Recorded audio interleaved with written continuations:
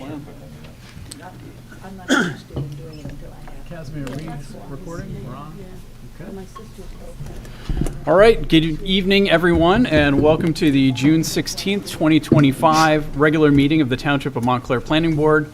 In accordance with the New Jersey Open Public Meetings Act, adequate notice of this meeting has been provided by posting a copy of the notice on the first floor of the municipal building and by sending a copy to the newspaper designated by the Township for notices. This meeting is being broadcast live on Channel 34 and is streaming live and will be available on demand on YouTube. This meeting is a quasi-judicial proceeding, meaning that the board has powers and procedures resembling a court of law, and we are obligated to objectively determine facts and draw conclusions from them in order to provide the basis of an official action.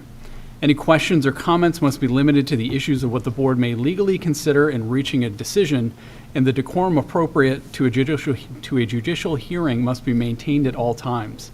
Fire exits are to my right, which is your left, and also at the back of the room where you entered. As to the order of the evening, each application hearing begins with the applicant or their attorney giving an overview of the application and the variances that are required, if any. We then hear from any expert witnesses the applicant may have to help explain the application and why variances are required. The board members may ask questions of the applicant at that time, the attorney, and also of their expert witnesses. If you're a member of the interested public but not a witness in the case, you will have two opportunities to speak for each of the applications. At the end of each witness's testimony, you'll be given the opportunity to ask the witness questions about his or her testimony. And that's not the time to tell the board what you think of the application. That'll actually come later. When you're asking questions of the witnesses, you'll have to come to the front of the room, give us your name and address, come up to the lectern here, and then ask your questions related to the witness's testimony only. After the applicant's witnesses and any objector or objector witnesses have been heard, members of the audience will have their second opportunity to step forward. And at that time, you may express your opinions, positive or negative, about the application. And generally, comments are limited to 3 minutes per person.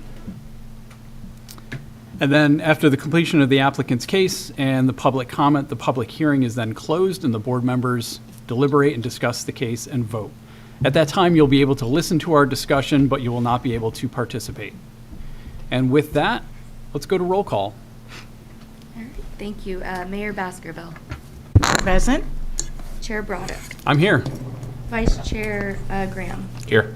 Mr. Borshoff. Here. Mr. Campbell. Maybe here. Mr. Inwale. Here. Ms. Lohman. Here.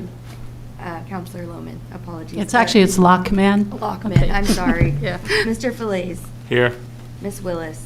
Here. Mr. Neiman. Here. And Mr. Neese. Here. And Mr. Hernandez. Okay. Next up, we have the swearing in of the board professionals. I think it's just Mr. Hernandez at this point. Are you gonna speak? No, I probably won't. Sir, do you solemnly swear the testimony you may give tonight will be the truth, the whole truth, and nothing but the truth? I do. Would you please state your full name for the record? Roberto Hernandez. Is your microphone on, Mr. Hernandez? Now it is. Okay, Norberto Hernandez. great, thank you. Thank you. All right, next up, we have our minutes from the meeting of May 19th. Motion to adopt. As amended, Yeah. I think Ms. Counselor Lockman and myself circulated some comments. And Second. perfect. All those in favor? Aye. Opposed? Abstentions? Anybody who wasn't here on May 19th? Mr. Campbell? No, with 3. Okay. Next up, we have the resolution for adopting the 4th round housing element and fair share plan. Mayor. Yes, Mr. Chairman, I would like to ask, please, that before we adopt this, we remove the Martin's Home for Services from the 4th round housing element. The owners of this property said that they have been gravely inconvenienced, that people, as a result of having their name there, they're getting phone calls from people that are asking if they're interested in selling, and numerous other things that have cost them immensely. And because of this inconvenience, and because I do remember that they came in and presented that before that, I'd like to ask that we amend this before we vote on this and remove them from the fourth round housing element. I'd like to speak in favor of that request. I think it has been an error to have put them in it because it implies that they're going out of business, which of course they're not. And I really support that we would try to correct that to the extent possible. I don't know, is that something that we can do, Mr. Neese? I mean, I would think that would require public notice and reopening the hearing in order to change the text of the plan. Is that I'm accurate, afraid or- so. Oh, okay. Because it's a master plan amendment, notice of any change to it would be required. And to my knowledge, no notice of that potential change was given in anticipation of tonight's meeting. So I'm afraid that's not going to be possible. If the board in the future wishes to do that, I would say that take that up with Janice, allow her to make notice or to provide notice in accordance with the MLUL, and perhaps that's something that could be done at that point in time. And I in fact, did take this up with Planner Tally at the council meeting when we were asked to vote. We voted, but I asked her beforehand if we would have an opportunity here to amend that, and she said, yes, we would, but we would have to do what you said. We would have to renotice that. So what is the process to renotice that? Can we renotice it? How many days do we have to give for a renotice? And yeah, what is that process? Or should I be asking you, Chair? You probably know. I'm sorry, just Well, because you can ask involved in- counsel. I No, mean, that's either, fine. Either way, yeah. Counsel, can you please tell us, Yes. tell me, what is that process? It's somewhat involved because the notice that is necessary for master plan amendments is a little bit different than notice that's required for applications and the like here. Neighboring towns, the clerks of neighboring towns have to be notified. We don't have any military bases nearby, but those folks would need to be notified as well if we did. It really is a process of publication and mailing, and it's involved. As to the number of days, I'd have to check the statute, but I think it's, certain, I don't know that it could be done before our next meeting, which I think is in 2 weeks. We have a special meeting in 2 weeks, correct? Yeah, I'm not sure about that. While this meeting goes on, I will confirm that, but it does take some time, and it is a process. So could it happen before the next meeting? I'll let you know. I'll look right now. Thank you. Counselor. Chair, I'd also like to say that not only would that process need to take place, but the council then would have to endorse it, right, as we did with this plan. yeah. So we'd have to have a meeting where the council would endorse this also if there were a change. And I'm not sure the council has meeting dates set up that would allow that as well. Well, it wouldn't, because we're meeting on the last day of the Right. month. So, I and it don't- needs to be done by June 30th, so I don't think it's possible. Right, and it may, see, and this is where, having Ms. Talley's opinion on this from reading the new regulations, but we have a version that, this body will have, has passed, and I We- assume the council And the has council endorsed it, so it's So that ready may- to go. That may statutorily, fulfill our obligations, and then anything after that, could be submitted at a later date, Yeah, perhaps. Yeah, And I that's don't where know, but at this point, I think we're bound to this plan that this council has voted on, and that that this body has voted on, and that the council has endorsed, and which has to be done into the state by June 30th. I'm aware of that, and this all sounds like it's something, but the reason that, we've had special meetings before, we've called special meetings, it's a matter of if anybody else on this body feels as I do, that there's been a grave inconvenience on someone who has been here and celebrated in the community for a long time, and as a result of something that we did, that we should consider having a special meeting and moving forward. I certainly wouldn't want to be in that position, where people are calling and coming by the property and other things. It's an inconvenience, and the fact that she mentioned that to us even before we voted on it, and I think, maybe we weren't just focusing in on that, because by the time we got the whole thing, I personally was voting so that we can have a plan in there.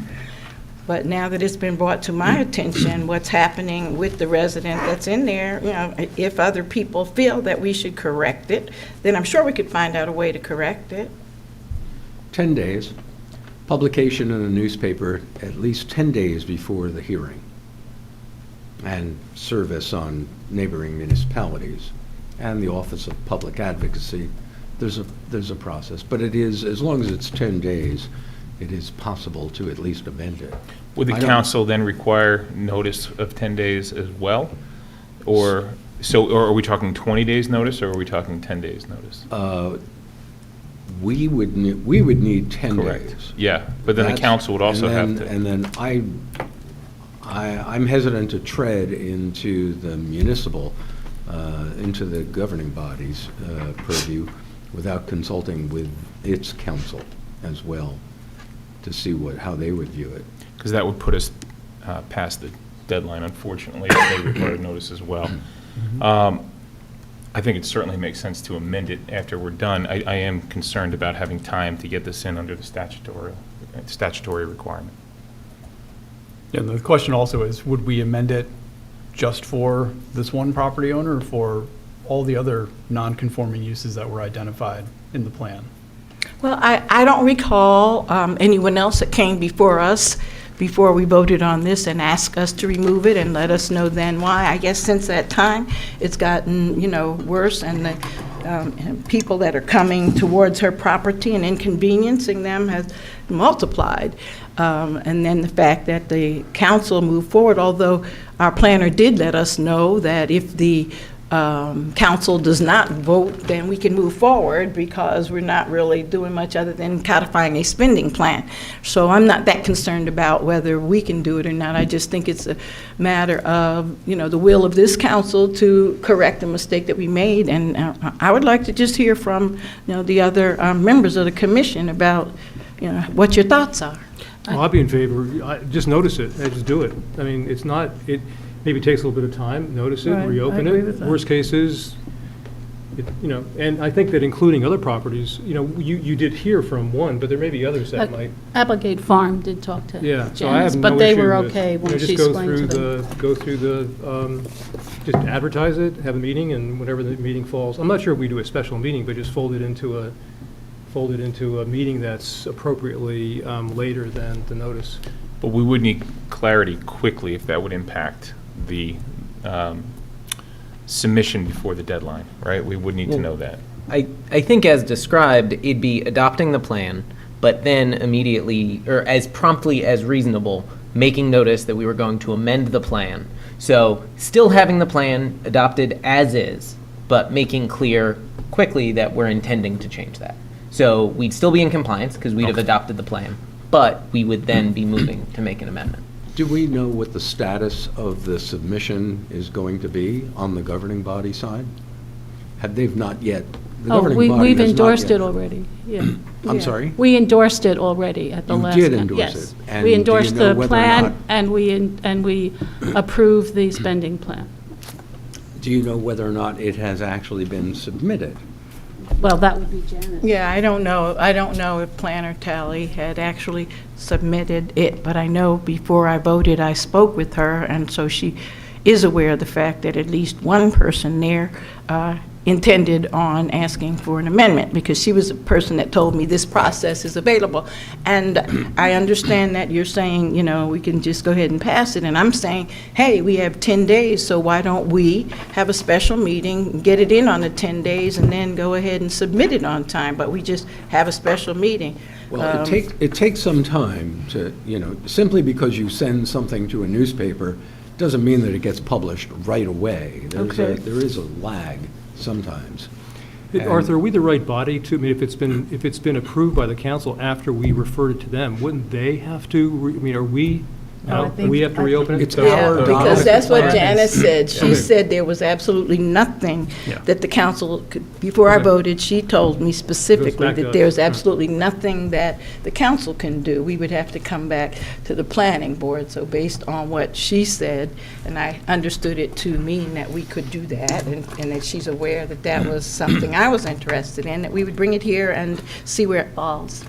So if the planning board were to amend properly with notice, et cetera, amend that document, would the council immediately act to do so? I have no idea. Because you already endorsed Right. a document. Right. And so you would have to endorse a new or amended document Yeah. that comes from this board. And I'm not sure the timeframe That's for what I'm the saying. council to notice a new meeting to go I don't over know this. that council really needs to notice for this. I think Well- this is something that council can simply adopt or endorse, I guess is the term that has been thrown around. But we have to It's have- really up to this board Yeah. to adopt that plan. It is a master plan amendment. I mean, why couldn't we just do this on the first meeting, the next meeting of the planning board? What, you know, what's the urgency, except I know we want, if the, Martin knows that we're going to do this, but we're not going to do it before June 30th, there's not that much, you know, time. What difference does it make? I think the inconvenience of having people call for the next 2 weeks, trying to buy it and do various things is something that if we can prevent that happening, would be worth doing. I would suggest that we begin the process immediately and try to, if it goes forward as it is because we did not change it, we can change it anytime, right? So that if we start and have it waiting to be changed or whatever, as long as we give the proper notice and we make our decision, then the process continues in its usual fashion, right? And it's not like what you're proposing here is a substantive That precisely. amendment. It's really, you know, it's just I don't think too many clerical. people would be concerned, but we Right. must do it properly. I'm not suggesting that we don't, but I would think that just moving forward and getting it started would be the best thing to do, as long Well, as it's not a problem. Can you discuss with Janice tomorrow and figure out the timing of the issue? She really coordinates the notice and Right. sends out the mailings and publications, and so she really is the person who's best situated to address it. Right, and so it would be good to get Planner Tally's feedback on that. I mean, as I'm looking at a calendar, let's just say we started the process tomorrow and somehow everything fell into place. Tomorrow's day one.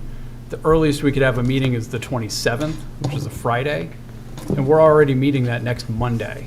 So my general sense would be, if this can happen quickly, we add this to our agenda on the 30th, because I'm sensitive to, you know, the owner of the property and having more days of harassment, engagement, whatever it is. And harassing others and whatnot. So I really don't want to just sit around and have to endure that for any longer than I have to. So I would think that I would like to move it forward however we can do it most expeditiously.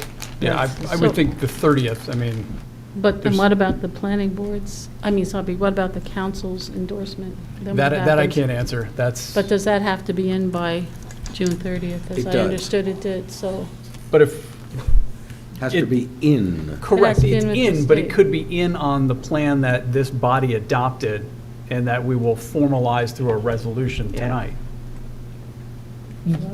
Yes. Yes. Yeah. I mean, what you are memorializing is what happened, what, 2 Correct. weeks ago? Correct. So then we would So need a that- subsequent resolution.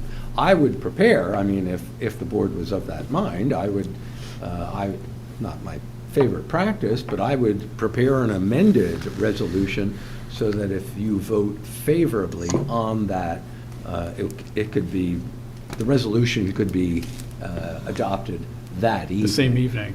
What Right. that means in the bigger scheme of things, though, I'm not really sure. Right. And I mean, unless the council were also to have a meeting on the 30th, which I don't see happening, but I won't speak for the council and the mayor. I think that would be challenging, but I think, at least from my perspective, if we move forward with the resolution tonight, the council's already endorsed that plan, we have something that can go to the state by the 30th to meet the statutory deadline, and that's what we were all trying to do for the last 4 months in this process, is make sure we hit that deadline. This next step, while important, I don't think has to hit that deadline.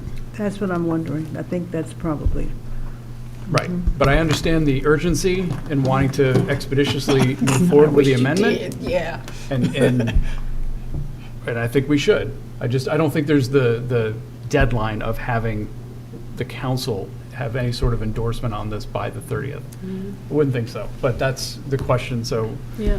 And if you could I have speak with another Planner Tally. question, right? Is the statutory deadline, just something that can't be changed? Like if we needed a week more, then they couldn't give us a week if we wrote them a letter and let them know that we needed a week more?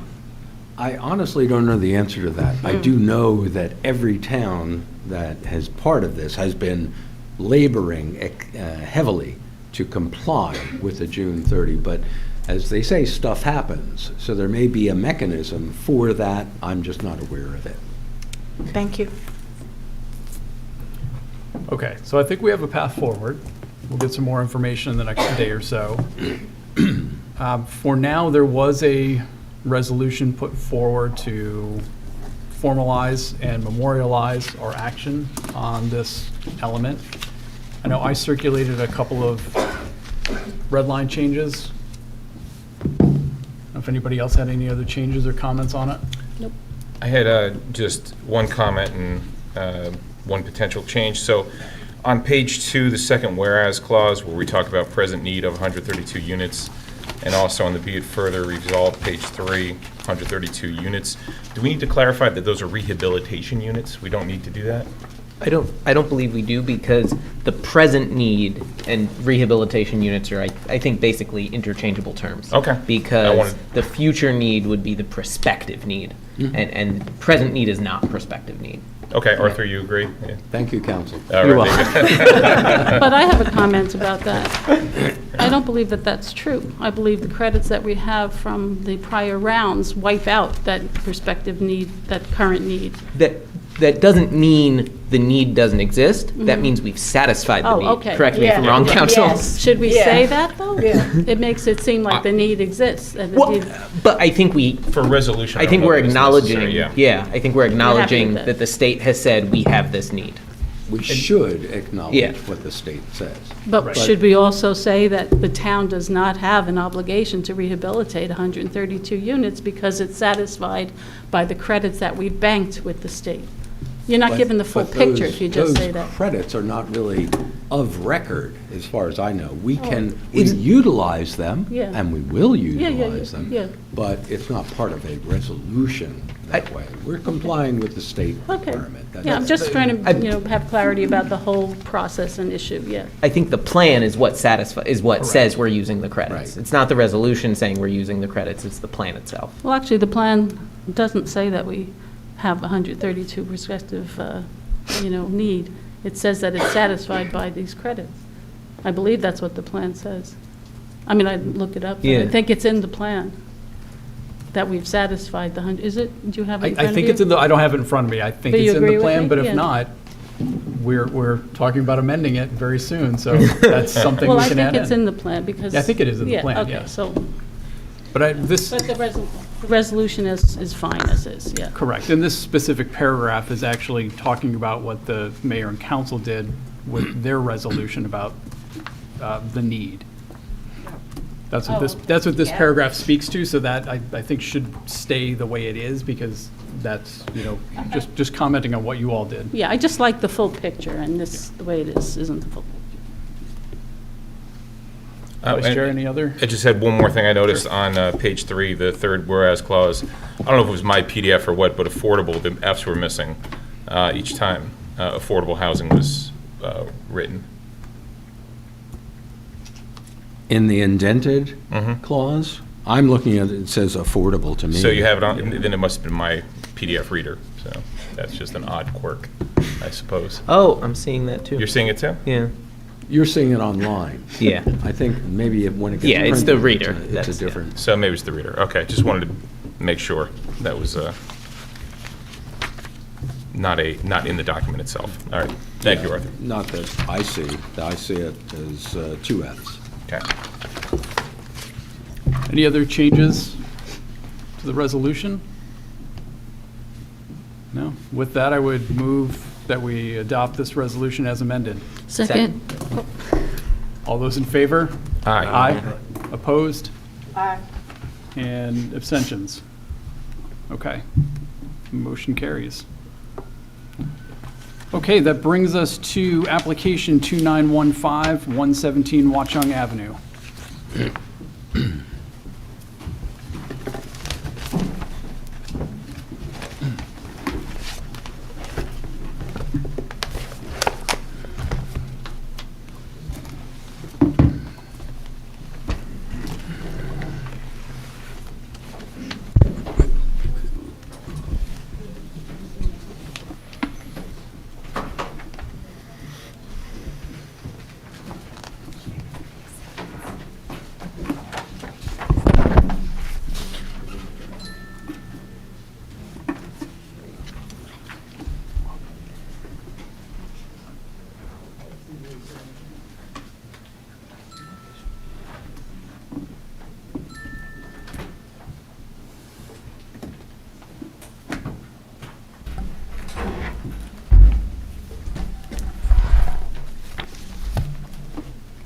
Thank you.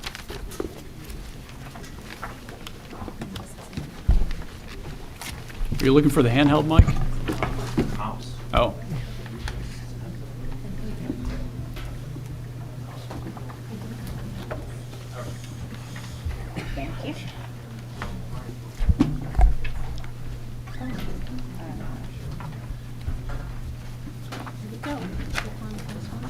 Okay. Can't be all one. It isn't. That's two.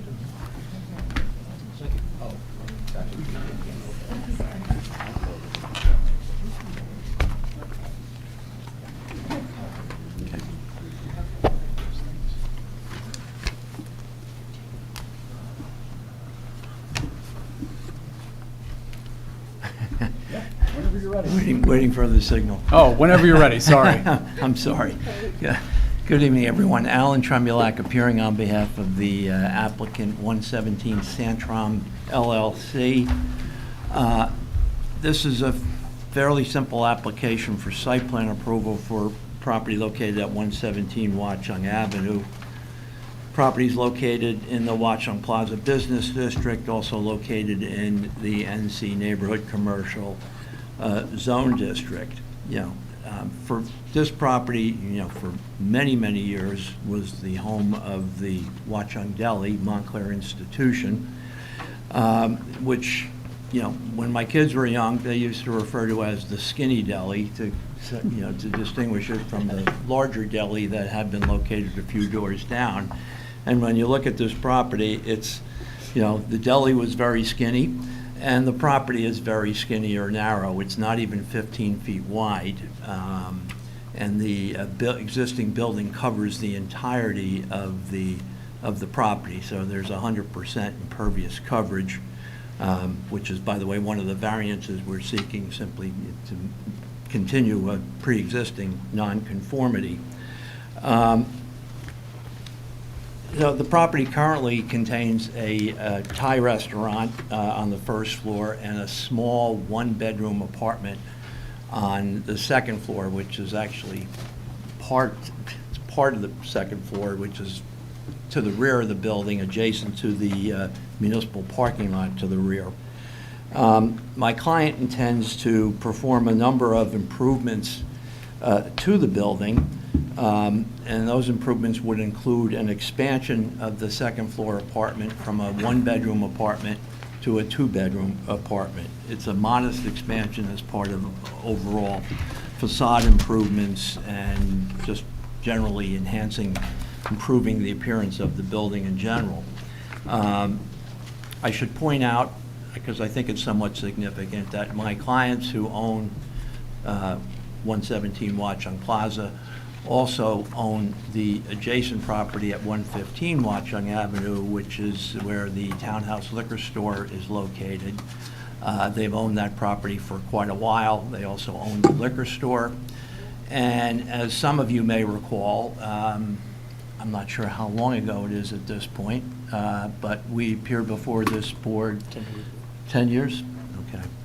About 10 years ago for approval to construct a second-story addition to 115 Watchung, and that was approved by the board. 2 residential apartments included, along with parking variance. This application, and of course that work was completed. This application is somewhat similar, although smaller in scope, where we're seeking, we're only seeking to enlarge the second floor apartment. And as I think you'll see from the drawings, that the building is somewhat compatible with the building next door in its improved condition. And, these plans were reviewed and approved by the Historic Preservation Commission with a couple of comments that we'll address tonight. So there's 2 variances involved. One is the variance to maintain the existing non-conforming 100% impervious coverage, which we really can't do anything about. And the second is a parking variance. By increasing the 1-bedroom apartment to a 2-bedroom apartment, it results in a 0.2 increase in the required parking, or 1/5 of a parking space. There's never been any parking on this property, and there's no ability to provide any parking. And again, we're increasing the parking demand by 1/5 of a space, and we intend to meet that by obtaining and maintaining a night permit from the town for the tenant who would occupy that second floor apartment. So I have 2 witnesses tonight. First witness will be Ryan Robertson of Gregory Schweitzer Architecture, formerly Sionis Architecture, who will discuss the plans. And then my second witness will be a representative of the applicant, Amit Patel. So, Before we begin, I know you're just want to be sworn. I know that you're chomping at that. I'm chomping at a bit. But let's just review what we've already marked. All right, A1, we have application. A2, certification of taxes paid. Exhibit A3 is the certification of publication. A4, the affidavit of service. A5 is the survey prepared by Richard J. Hingos, dated December 21st, 2015. Then we have architectural drawings by Gregory Switzer, dated November 14th, 2024, and revised on April 8th, 2025. The engineer report is A7, dated February 2nd, 2025. A8 is the HPC report from the Historic Preservation Commission, February 26, 2025.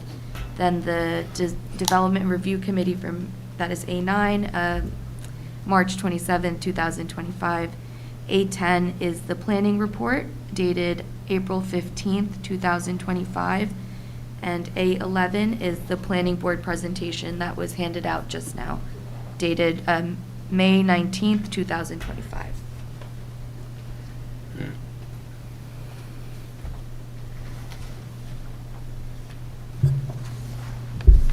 Okay, so now I'm going to make you happy. Sir, do you solemnly swear or affirm that the testimony you're about to give will be the truth, the whole truth, and nothing but the truth? I do. Would you please state your full name and business affiliation for the record? Ryan Robertson from Gregory Schweitzer Architects, located at 7 Oak Place in Montclair.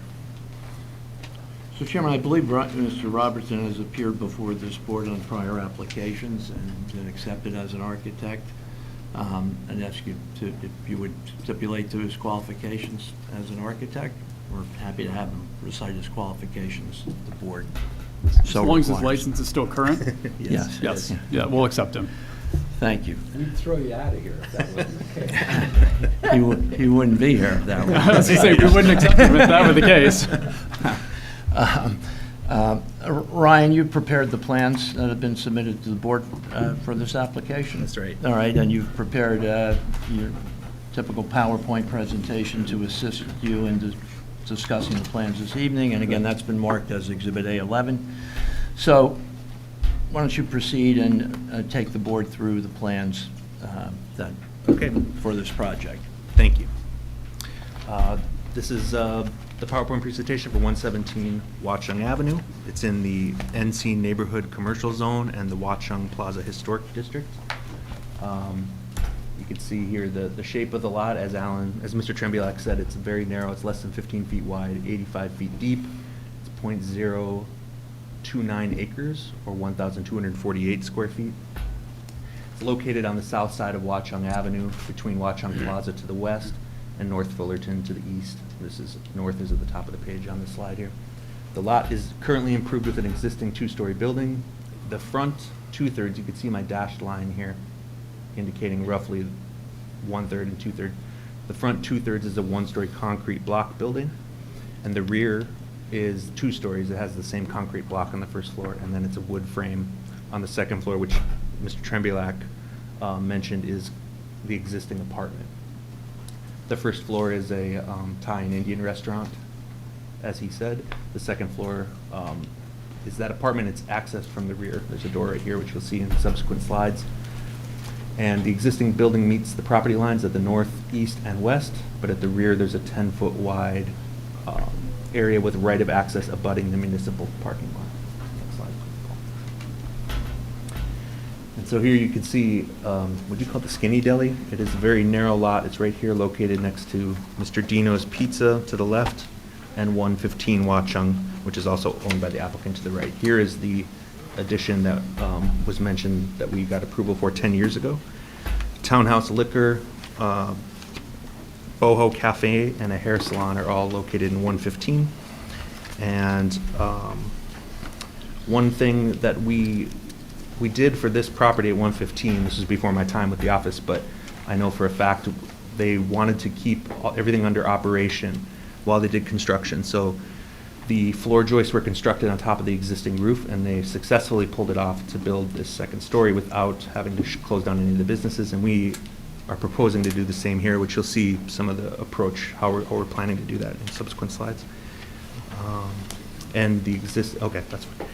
Here's the rear view seen from the municipal parking lot. This is the building right here, the skinny one right here. And on the first floor, there's a textured masonry block. And you see a slight shed roof leading to the wood frame second floor apartment. Behind this van, there's double doors that are the delivery doors for the restaurant. And the white door you see here is the entrance for the apartment. And also you'll see the UPS store to the left here, which is going to be a part of my testimony. So flag in your mind where this is located in the rear parking lot. Next slide, please.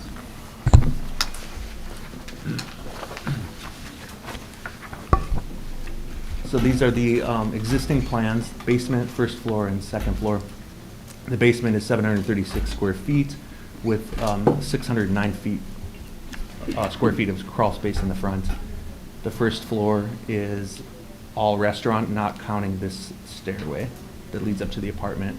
That's 1,302 square feet. And the apartment up above is 444 square feet. You can see it has a full bath, a small bedroom, but it doesn't really have a kitchen or a living room. It's just this L-shaped space. So part of the motivation for this application is to get an apartment that's much more livable. Next slide. Here are the existing elevations, and you see the front facade. This is the Watchung Avenue facade. What exists is a stone veneer on the front and the textured block at the rear. And then the apartment itself is vinyl siding with asphalt shingle roof, and an existing awning and an existing sign for the restaurant. Next, Paul. Here's an aerial image giving some site context. Watchung Avenue right here, Park Street right here, Watchung Plaza, North Fullerton, and the municipal parking lot. And here again is the UPS store, which is the location of an existing dumpster that's owned by the applicant and shared among some of the other businesses, which I'll enumerate. And we propose to enclose the dumpster that's there at the request of the planning board, or the planner.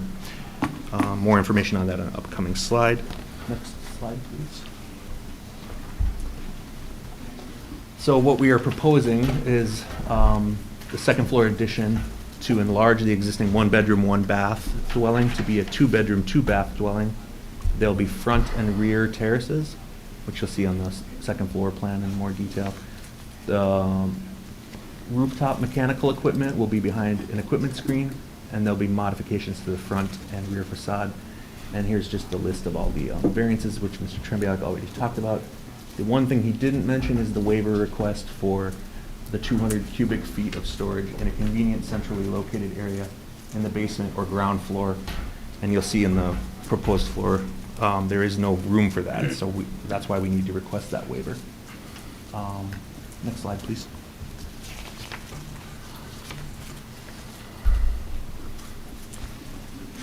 So here is the first floor plan, and here is where I was talking about the entrance into the apartment. Does not leave room for 200 cubic square feet of storage that's required in the ordinance, but it's only one tenant, and as soon as you go up, there's plenty of storage that we've provided for them within the unit.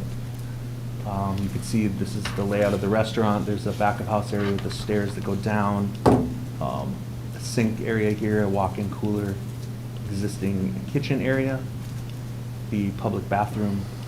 This is kind of like a staging area for the wait staff, and this is the pay area. An existing glass storefront to remain. And no changes are proposed at the restaurant itself.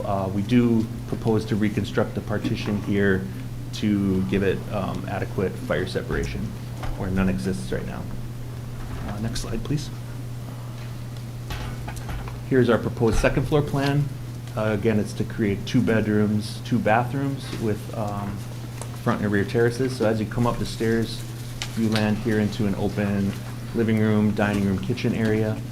We've provided shafts to handle some of the mechanical needs from the restaurant below. We've got a utility closet. You go towards the rear, you go down a couple steps to a full bath and a bedroom here with reutilizing some of the existing closets and adding new, and a 5-foot deep terrace at the rear. If you go to the front, you pass through a little hallway towards another utility closet for the water heater and washer dryer, into the primary bedroom, which has its own ensuite bathroom, a larger closet, and its own private terrace, again 5 feet deep. Both terraces have single leaf French doors and new windows. Next slide, please. Here's the roof plan. You can see the outline, where I'm outlining right here is the location of the equipment, rooftop equipment, which we would screen with a wood enclosure. We're proposing 4 skylights right here, 2 and here are the other 2. And we're proposing these sun tunnels to the bathrooms, which can't have a window, but they bring in good light into an interior bathroom. So there's where one bathroom is below, and here's where the other is below.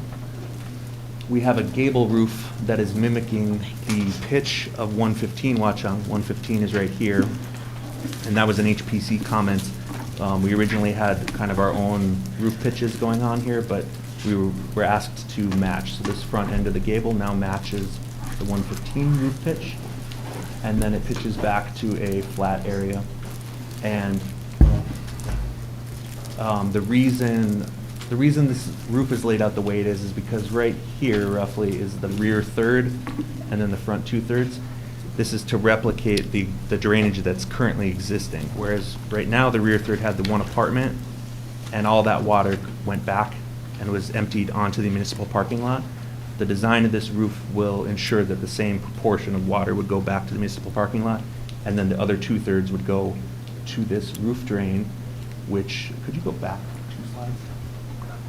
This roof drain leads right there, this enclosure in the restaurant. There's a bump out, which is where the water is drained down, out under the sidewalk and onto Watchung Avenue. You can go to the next. So this is the proposed front elevation. I'll read all these notes. From top to bottom here, we're proposing a synthetic slate or fiberglass asphalt composition roof shingles, a proposed aluminum gutter and aluminum roof leader. I'm talking about up here. Below that, proposed wood-clad casement windows, 2 of them shown, and the single-leaf French door right here. We're proposing a wall sconce, typical of 2. I'll show you a detail on that, but there's one at both terraces. This is the line of the coping cap, which is seen in the rendering here. So the terrace is fully screened, 42 inches high above the pavers. And below that, we've got gooseneck lighting for this sign, which is existing wall sign to remain. It's 16 square feet, and we are just raising it, I think, a little bit to balance this. This is the existing awning to remain, and it's a 4-foot projection is what exists. And this is the existing storefront, an existing door. The hardware, the door pull on this door is the only thing that wasn't updated. Years ago, the tenant updated their storefront. It was a bronze color, and now it's black, but the handle is still bronze. So we're proposing to change that to black. Next slide, please. And the rear is similar in some respects, but here you're seeing the flat roof, and this is way off in the distance. Remember, about a third of the way back, where you're seeing the wood equipment screen. The note in your drawing says metal, but it's a typo. It's a wood equipment screen, which you'll see in the detail later. And it's the same aluminum gutter and roof leader leading on this side. 115 Watchung for reference is over here, and this is the back of 115, which is Townhouse Liquors. We have soldier course in the thin brick. Soldier course is above the casement window and French door. Here's that other sconce. And this is, I'll move to the bottom here. This is that block wall that is to remain, and we decided to break this up with stucco because the side, which you can kind of see in this rendering, will just be stucco. So we're wrapping that around here, but created a little bump out to separate the textured block from the stucco. We're also proposing this awning to sort of match the one in the front, but only a 3-foot projection, just so this tenant has can be protected from rain and snow when trying to enter the apartment. There was a floodlight that was kind of right where this left side of the awning is. We're proposing to relocate that, you'll see in the elevation, to this side of the door so that its sensor will capture any movements. There's an existing concrete ramp right here, and there's room right here for, this is where the roof leader currently empties onto the parking lot, and there's room right here for recycling bins, which is has been part of the discussion from the DRC to the HPC till now. So we'll show you some information on that. Next slide.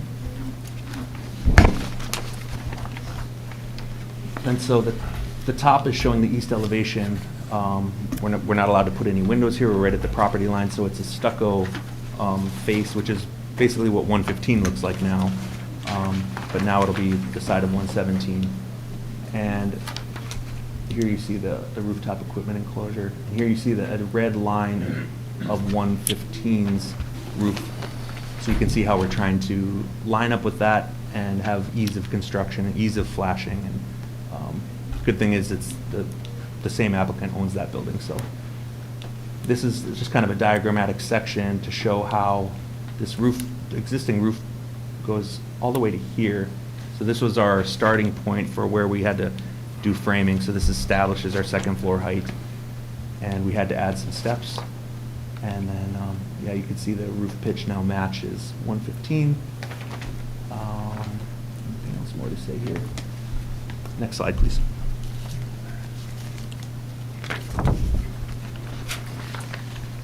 These are the existing and proposed streetscapes. First we'll do the front, and then we have streetscapes of the rear as well. So here you can see 115 Watchung, Townhouse Liquor, and the Boho Cafe. Here's the existing Basil restaurant that's back in the distance, the apartment. And here's Mr. Dino's Pizza, and you can see what we're proposing. Similar in height to 115. Yeah, next slide. And at the rear, what exists, this was that little shed roof we saw in one of the first slides, and a window in the apartment. That would be removed, and it would be raised a little bit for a terrace parapet wall. And then 5 feet back would be this face of the apartment. And here's the wood equipment screen. Next slide, please. Some information on the proposed site improvements. So we're proposing new lighting at the signage. These are the gooseneck lights. 3 of them will be above the existing externally illuminated restaurant sign. Here are the wall sconces. Both of these will be black. These are at the terrace doors. And here's the equipment screen detail. It's wood that's 42 inches high.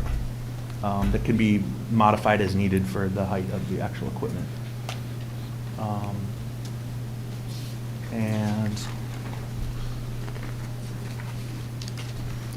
can't quite read that master signage plan. I'll look at my notes here.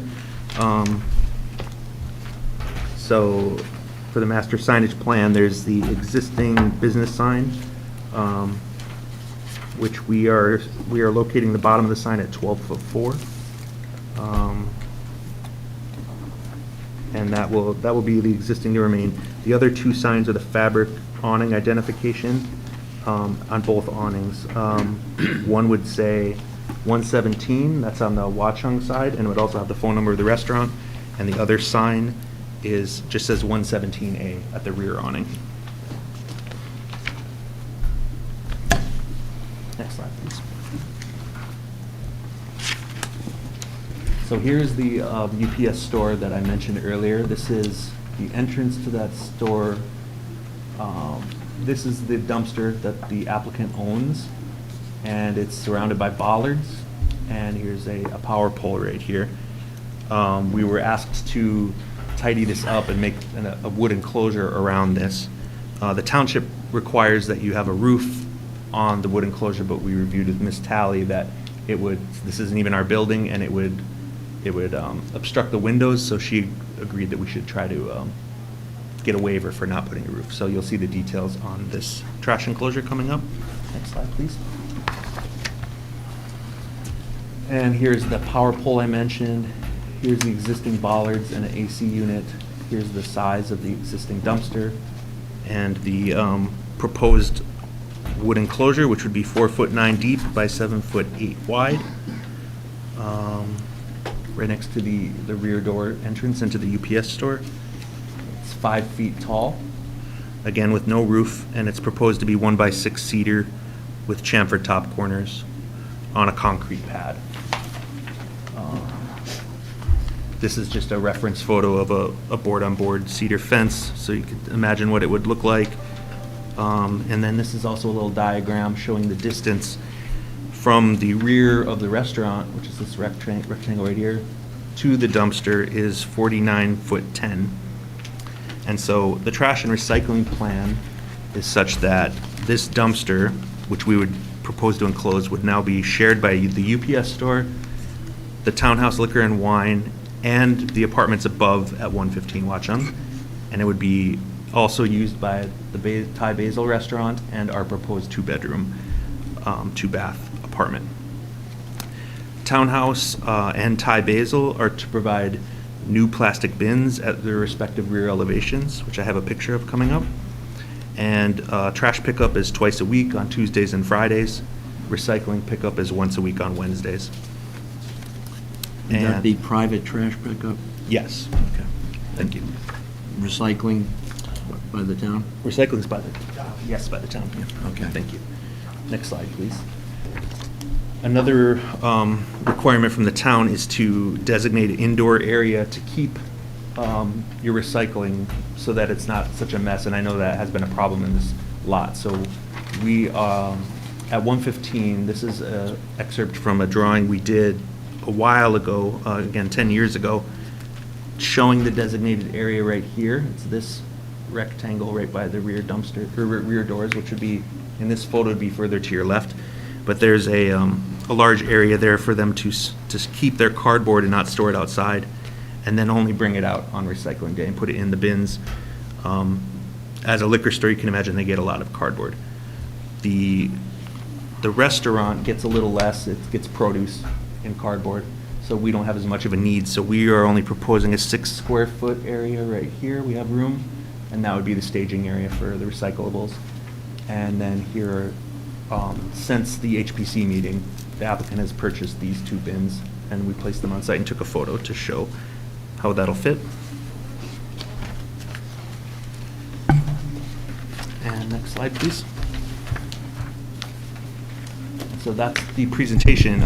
Just in summary, that as Mr. Tremblay said, the site does have an existing parking deficiency.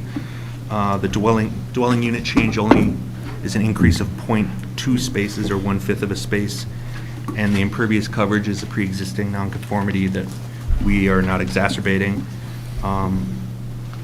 And the other thing was that waiver about the storage. There's just no way to have it on the first floor. The wording of the ordinance also said it could be in a basement, but the tenant would have no way to access the basement. There would be room down there, but there's just no path for them to get to the basement. So we require the waiver on that. And I'm not sure, when you were reviewing the proposed floor plan, whether you identified the storage space that's provided, for the second floor apartment within the unit? Oh, I think you said there was adequate storage within the unit. Yeah, there's more than 200 cubic feet within the unit. Okay. Did you indicate where that's located? Shown on the plans? Well, I didn't indicate it, no, because it's just any of the closets, really. So you believe there's adequate storage space provided?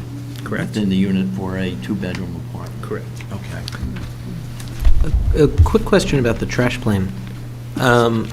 Is it assumed that the tenant is going to have access to the restaurant to store their recycling? No, they would store their cans and cardboard in their own unit, and they Okay. could bring it out. So if the blue bin was outside, it's Yeah. theirs to use, so. Okay. I was thinking about the staging area inside, that appears to be inside the restaurant. and Yeah, so- for like broken down So cardboard that's stacked up. specifically for the restaurant, even though the, okay, Right, understood. sorry, yep. Final question I have is just making reference to the report from the Historic Preservation Commission, where they indicated support for the project with 2 comments, and you already talked about the roof pitch, and that you've adjusted the roof pitch as per the HPC's request. And then there was a second comment about examining the condition of the brick beneath the stone veneer. That's right. So the existing first floor has a stone veneer that's been painted white. It doesn't have any of its historical context anymore. But the HPC was curious to know if underneath that cladding, there was something interesting, something wonderful that we would want to preserve. We agreed to the HPC that when we demolish, we would take a look and reconsider what this is, because right now what we're proposing is thin brick.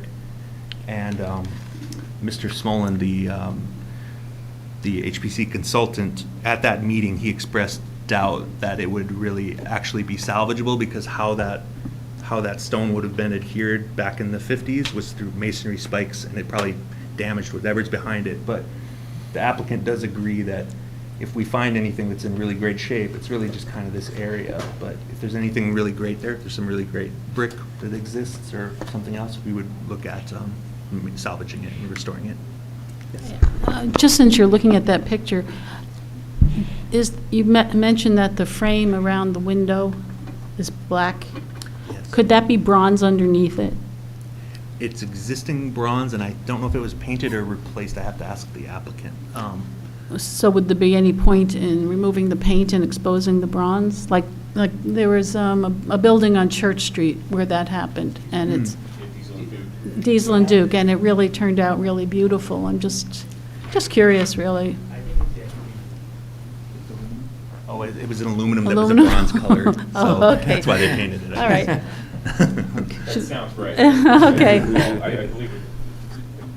I believe HPC would have asked about Okay. that, and I don't recall it being bronze. I Okay. believe it was aluminum, we determined. Yeah. but A couple other questions, should Yeah. I continue? Yeah, I've completed my Yeah, examination. should I continue? Yeah, yeah. Okay, Please. so speaking about storage, you mentioned, all the storage that's within the unit. Is it possible the tenant has their own entrance going into their unit, right? Yes. Yes. Is it possible is there enough room to store a stroller or a bike or anything there? Not at that rear entry. No. No, it's only about 4 feet wide, I would say. Oh. It's the width of the stairway. Okay, just asking. The other thing is, what is the length of, I know you said it's 15 feet wide, what is the length of the finished unit? The length of the lot? No, the length of the unit. Of the unit, oh, Yeah. okay. Looks like it's about maybe 60 feet or so.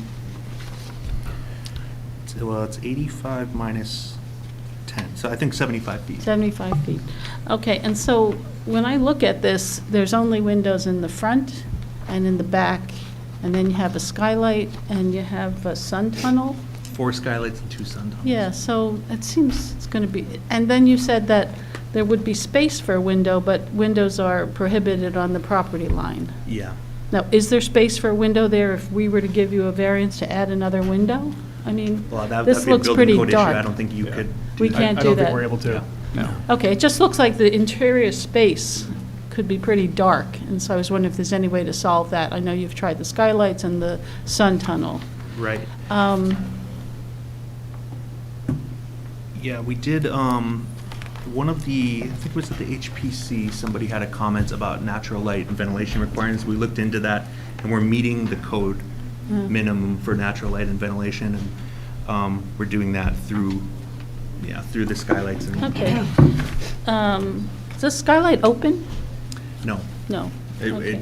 it isn't required to by code, so we weren't So you proposing it. don't, okay. Just a kind of a design question. So it strikes me you put both of the bedrooms next to terraces. Why would you do that and not put the bedrooms in the middle where you really don't need a whole lot of light or whatever necessarily?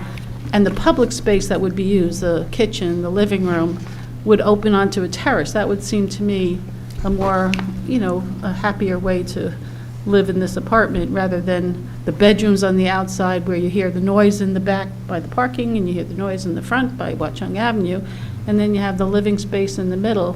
I know you're not going to change this, but I'm just curious, why would you do that? Well, the bedrooms are required to have egress requirements. And a Oh. living room, yeah, so I think the way it would have to be, you'd have an internal bedroom with no windows, and I don't know that we would meet egress. But you have a kitchen and you have a living room with basically no windows, Yeah, bedrooms are required. which have where the egress. So that's the requirement. issue, is egress here. And then beyond that, to try to lay it out that way, you'd kind of have railroad bedrooms, because you'd have to go Yeah, through yeah. the bedroom to get to another bedroom. Unless you pushed it, at least you'd have, maybe the living space could be in the front or the back Yeah. together in the 2 bedrooms, yeah. And Yeah. what's wrong with the railroad apartment? It's just not, You not know? contemporarily desirable. Yeah. Anyway, okay, I just was curious about that. I just want to see if I have anything more, but people jump in. Mayor. Thank you. I have a question regarding the variance for parking.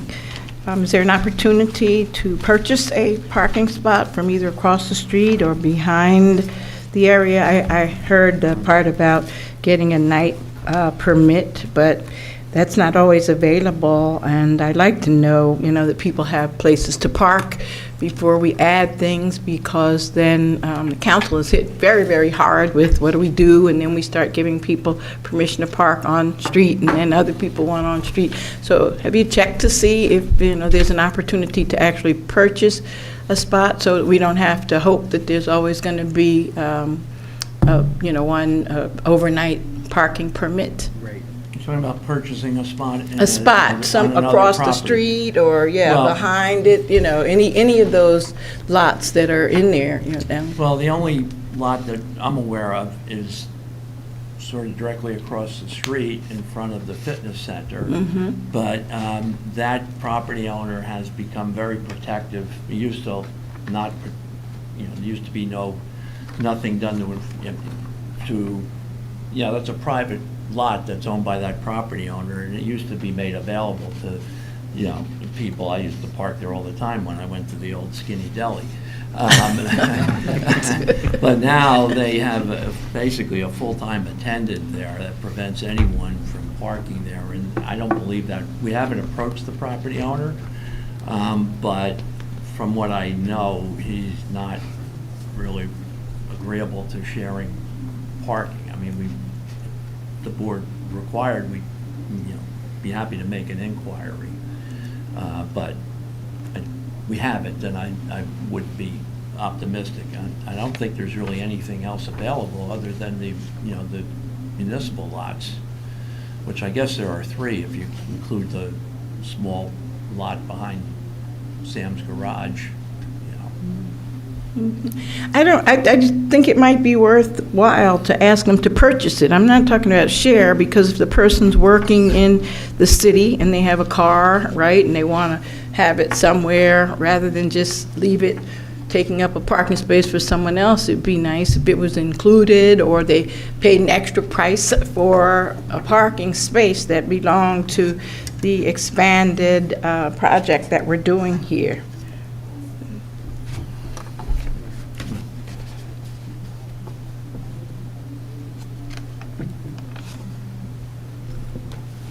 Other questions from the board?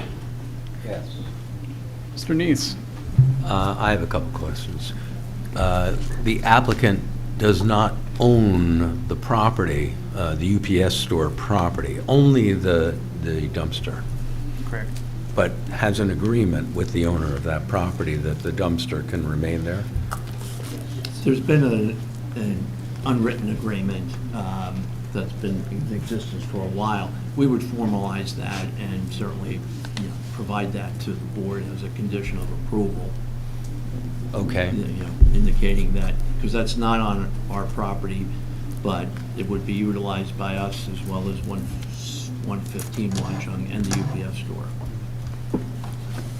Do you think that's going to be a problem, an No. issue, formalizing that? No, not at all. In Good. fact, we'd be happy to include that as a condition of approval. I would expect it to be, yes. Next, I think you testified that the drain from the roof will come down through a portion of the restaurant, obviously, shielded or not. But where does it go?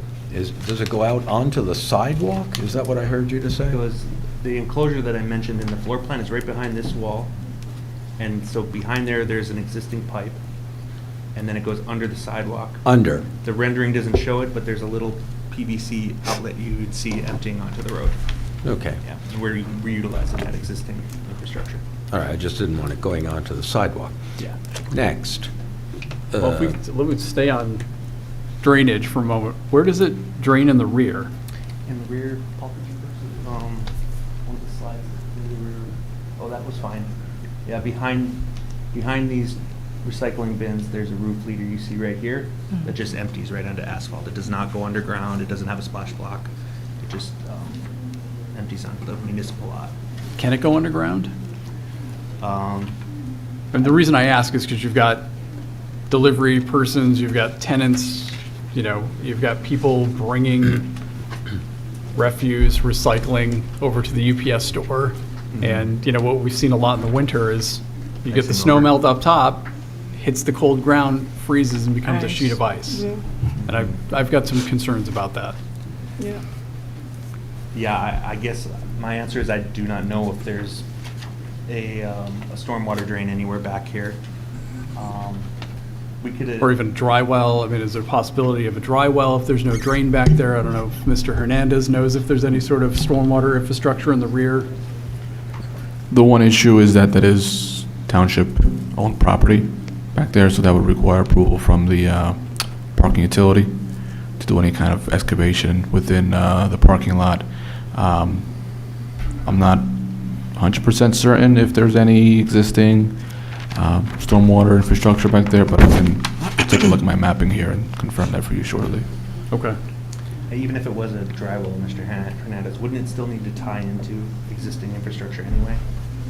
It wouldn't just be a dry well that's just buried and not connected to anything? Not necessarily. I mean, we could install an open grate at the surface, so that if in the event it did fill up, it would just spill out and then essentially function as it does today, spill out onto the asphalt surface. But And I think even that would be preferable to me, because it's usually not the heavy rain events that we're worried about. It's usually, it's snowed, and like I say, there's a little bit of snow melt. It's not a lot, but it's enough that it just spreads out onto the cold asphalt, and then it's ice. Yes, so if it were going underground, that'd be preferable, and then if there was a rain event or something else that would cause a lot more precipitation, chances are it's not going to freeze immediately.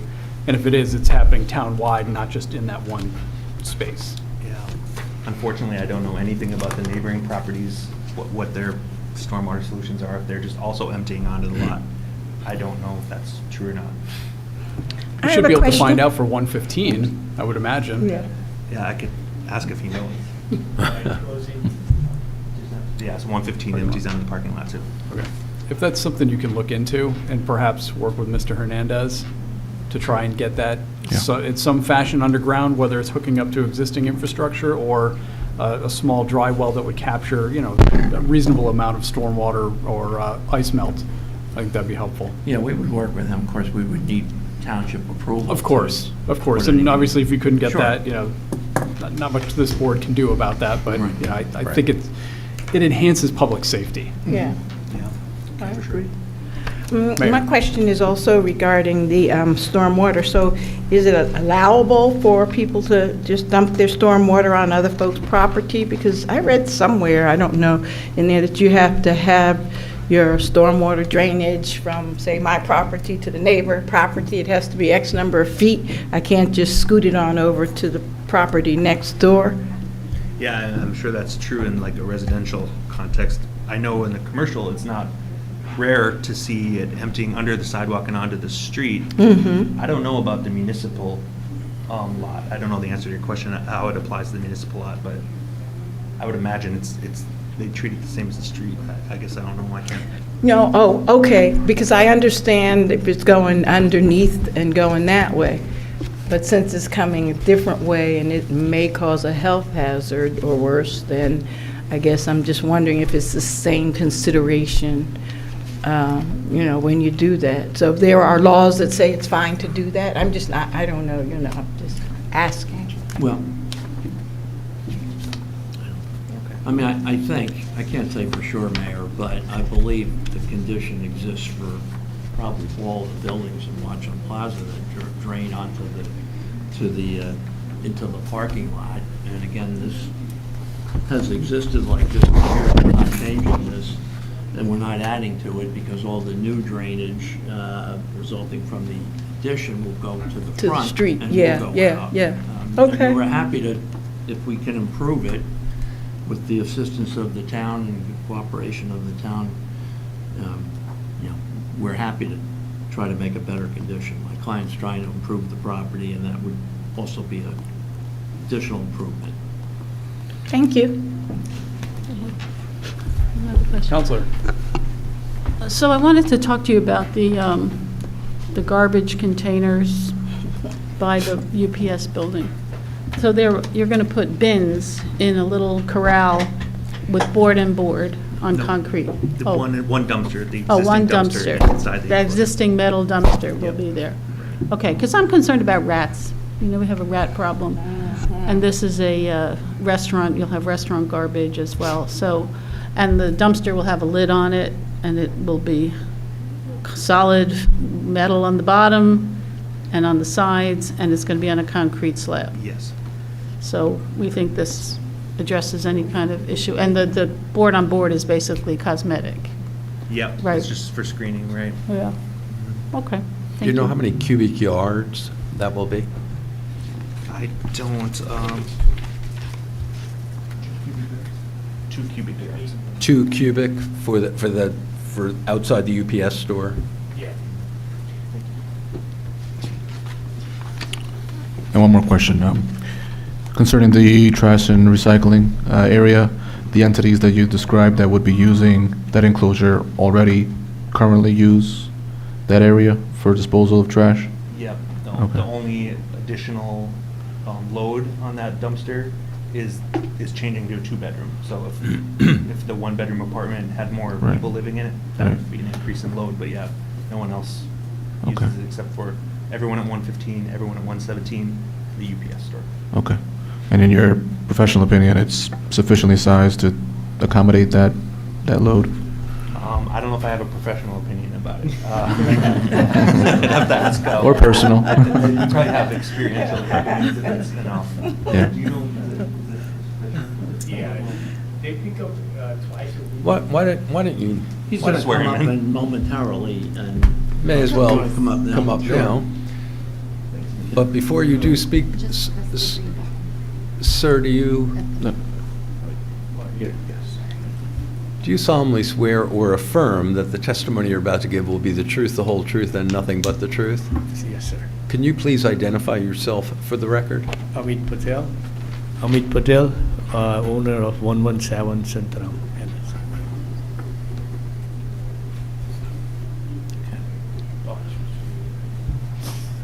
So you were talking about the dumpster, right? Yeah, so right now existing common is green container is 2 cubic yard, and they pick up twice a week.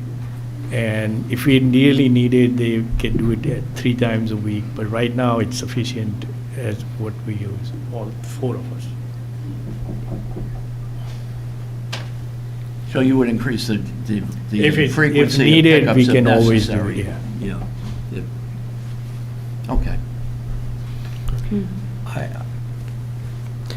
No, Go ahead. no, just one more thing about picking up dumpsters.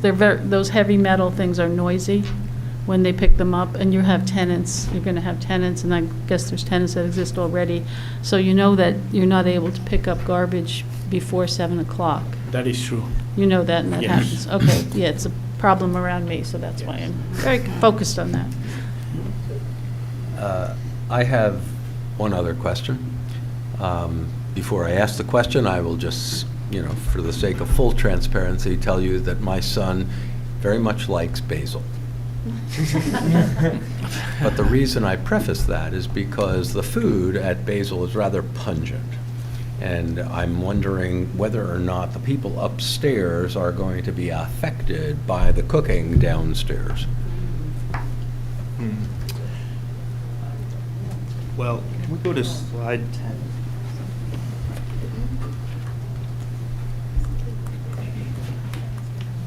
I didn't go into this in maybe enough detail, but on slide 10 here, inside this trash enclosure, or not trash enclosure, equipment enclosure, we have 2 kind of split system units for the apartment. One would service this apartment, this rear area of the apartment, this split system would service this. And then, if you recall, on the second floor, I have a shaft designed right here to relocate their existing RTU, rooftop unit. These ducts go down right now into the bathroom of the restaurant, and then there's soffits where those ducts go out. But the other piece of equipment the restaurant has is a large fan right here. And so we've routed this is an exhaust fan which will pull up kitchen grease and fumes and smells. So that's the purpose of this unit here. So I don't think that it would be, all that stuff will be getting extracted up to the roof, I think, rather than into the second floor. The floor assembly also, maybe we could go to slide 13. The floor assembly is quite thick here. This is the existing roof, but we're going to be building all this area that's hatched in, and so we can do certain things. I'm not quite sure what they are off the top of my head, but I can look into what those would be. There's sound transmission things you can do, but I don't know about smell.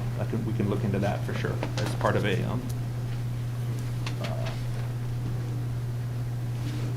Yeah. So those RTUs that are on the roof, those don't have any fresh air intake, correct? The rooftop unit would have a fresh air intake. It has a supply and a return. And the 2 split systems wouldn't be, those would be compressor units.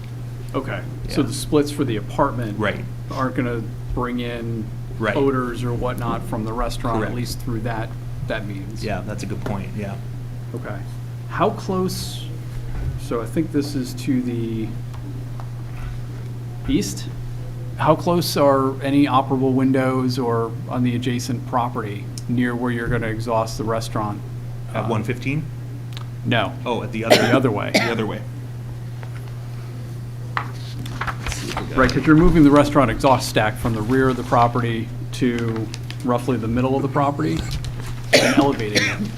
Slide 2 shows a picture of the other, so we're talking back here. That, from my recollection of being on the roof to measure, this is set back about as far as the existing apartment was, I believe. So that would be back in the 1/3, the rear third of the property. And, sorry, it's a multi-part answer, I'm just looking. Take your time.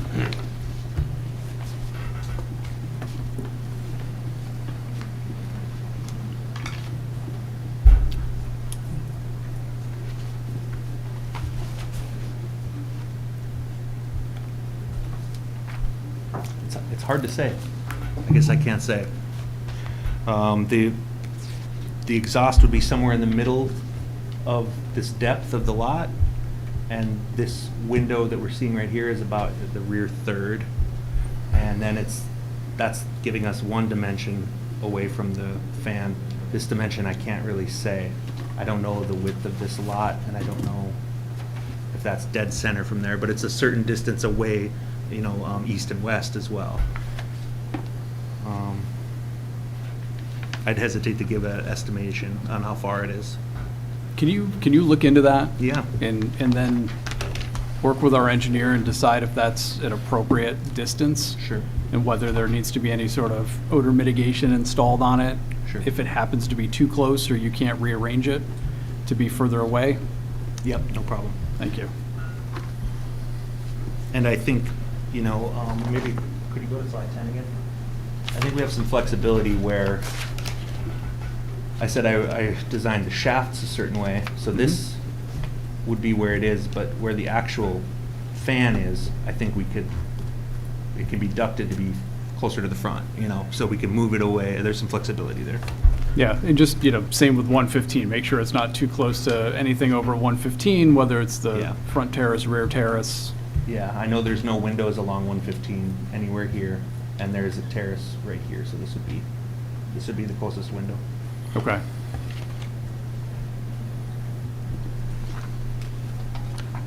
Counselor? So you have ductless splits, right? Yes. Yeah, so where does the drainage from the splits go that are in the apartment? You know, there's a, you know, hose usually that goes. Like the condensation? Yeah, because it's not outside, right? They're not on an outside wall, they'd be on an inside wall, right? Well, the compressor units are what gets the condensation. Yeah, the compressor units, but no, I think the other things drip as well.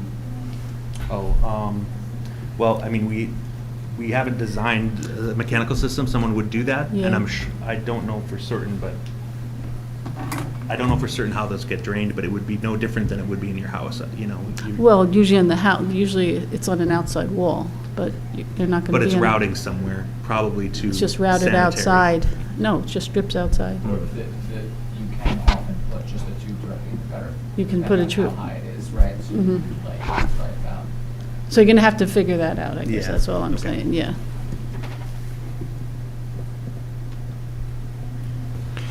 And one more point on the drainage. We talked about it a little earlier. I looked on the mapping that I have available. There does not appear to be any storm sewer, at least municipally owned, in the parking lot. So if there was to be, there's no drainage provided, it would have to be in the form of a privately owned dry well. Okay. Thank you. Other questions from the board? Are there any questions from the public for this witness about his testimony tonight? I see none. All right, I just would like to have Mr. Patel, if you could come up, might as well stand at the podium, I guess. I just have a few questions, I think some of which have already been answered.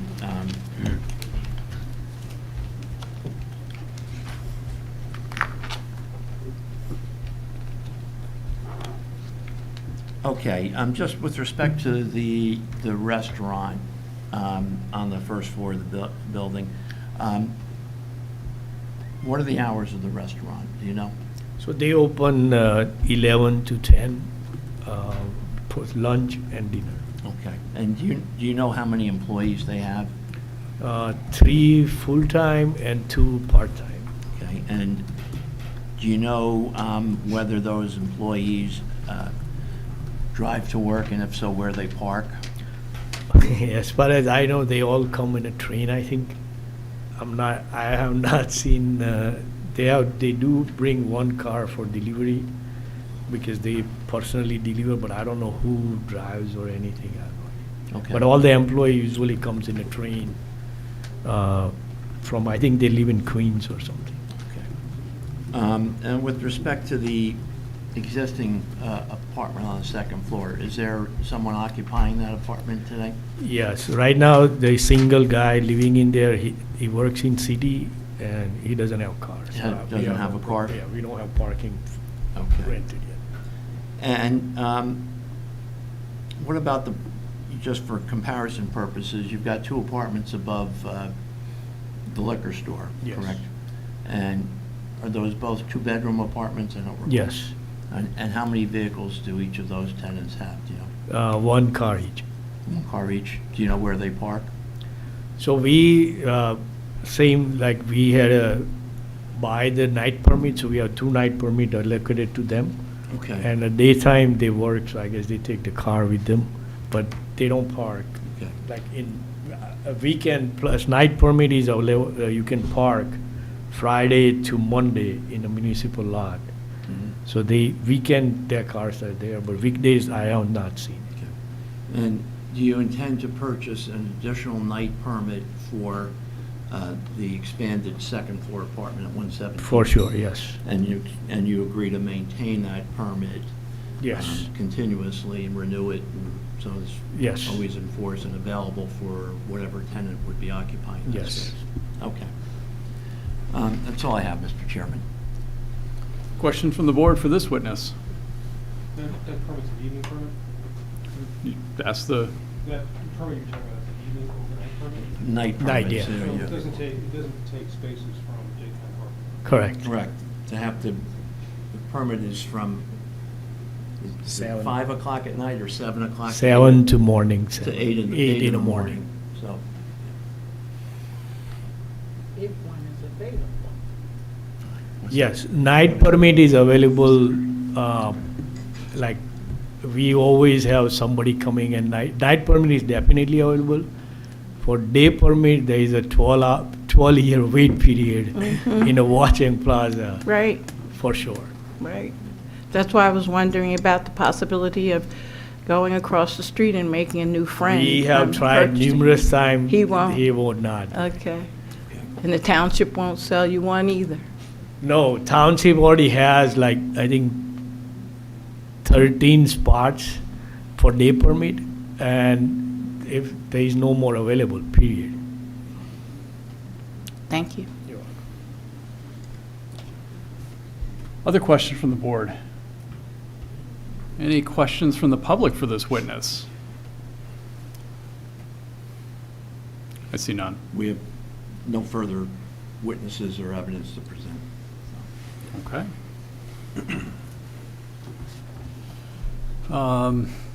Any comments from the public on this application as a whole?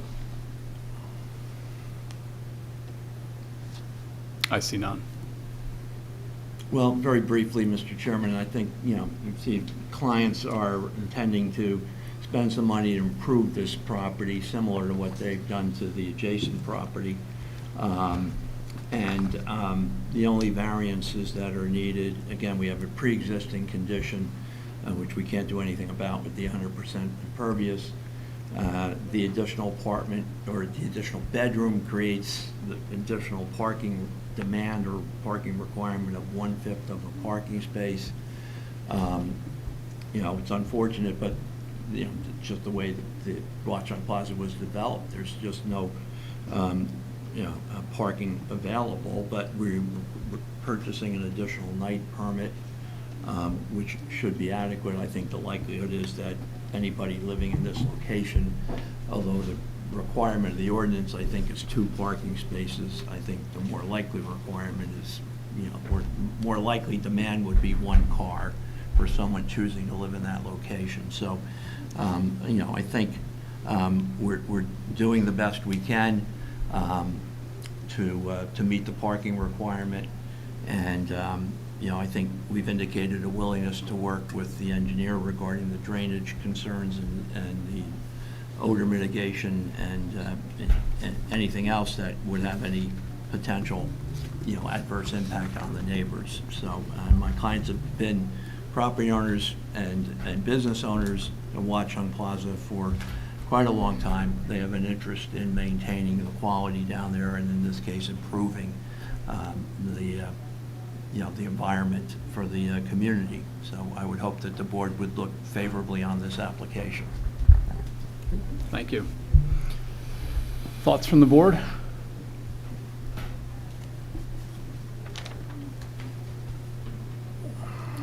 I think overall it's an improvement to the property. I appreciate taking into consideration the HPC's comments. And I do agree with Councilor Lockman about concerns about the light, but it's meeting code. And I think overall, it's, again, it's an improvement. I'm generally supportive. Counselor? I'm enthusiastically supportive. I think you're doing a nice job with the property. It will blend in with the other businesses there, the other buildings. It's nice to have a bigger unit. We need more space in our housing, I think, at times. I think that I would happily support this. Mayor? I agree that I think it's a wonderful improvement, and I'm going to support it. But I would really like to find out if there's a way that you can write in to the lease that the people won't have a car, because while we sit here, I'm so familiar with what it is, and it continues, and so we leave here, and even if they get a night permit, that car is going to have to park somewhere during the day, and then the council is the one that has to bear that responsibility of trying to find a problem, trying to find a parking space for that individual. And I'm wondering if you can write something that the person cannot have a car, because whoever comes in there, I remember 2008 when I first came on the council, right, and we were starting to look at the transit villages and places that were near train stations, and people kept saying, well, nobody will have a car. Well, since that time, we know that that's not true. Mostly people do have cars. So it might be helpful if your tenant does not have a car, so that we don't have to then try to figure out what to do with your tenant's car. Not to defend parking, because that would really ruin my reputation in this place. But I think I'm in favor of not making any requirement in either direction, right? So while I don't see any need for mandating a parking requirement, I also wouldn't see any need for mandating that parking not be provided. Because that's up to the property owner and the tenant to figure out. And so long as the township is in the business of offering permits, period, right? Like, that is going to be a problem the township faces. Whether it wants to make that easier or more difficult is something within the purview of the council and the administration. And I, welcome any and all parking discussions happening at that level. But I wouldn't be in favor of any sort of requirement in either direction. Though otherwise, I'm a big fan of the application. So, Mr. Trembulac, does the applicant have any position in that regard? Well, I don't know how you enforce the requirement that a tenant doesn't have a car. I mean, any tenant is going to know that if they have a car, they're going to have to make arrangements as to where they park it, and maybe they rent a spot, on a private property, somewhere in the immediate vicinity. But they're going to know, when they come to lease the property, do I have a parking spot? And the answer is no, except you'll have a night permit, but otherwise you'll have to make make your own arrangements. like I anyone understand else. that, Attorney Trimalack, Yeah. and I appreciate that. And maybe if that's in writing, because what we get is all the people that move into places and know that they have no parking. As soon as they're in there, they come running in here and demand that we find parking. And then nobody ever told me. That's what they like to say. Nobody ever told me I didn't have a parking space. So perhaps if you would put in writing that parking does not come with that, and, you No, know. so right now for might be 115, helpful. we have, both lease says we don't provide day parking. We only give them one night permit for one car. And so that's in writing, That and they is understand in the that. lease, that's how it is written. That's good. So, they basically, each tenant, I seen them take car before 8 to go somewhere. I'm not 100% sure where they work or anything, but I have not, and also, other thing the township does now lately, it's on app, so they can purchase the whole day spot. Right. I'm not sure how it works, but if they want to leave the car, they go to the meter, and I think they pay through the app for whatever, $10 a day or something.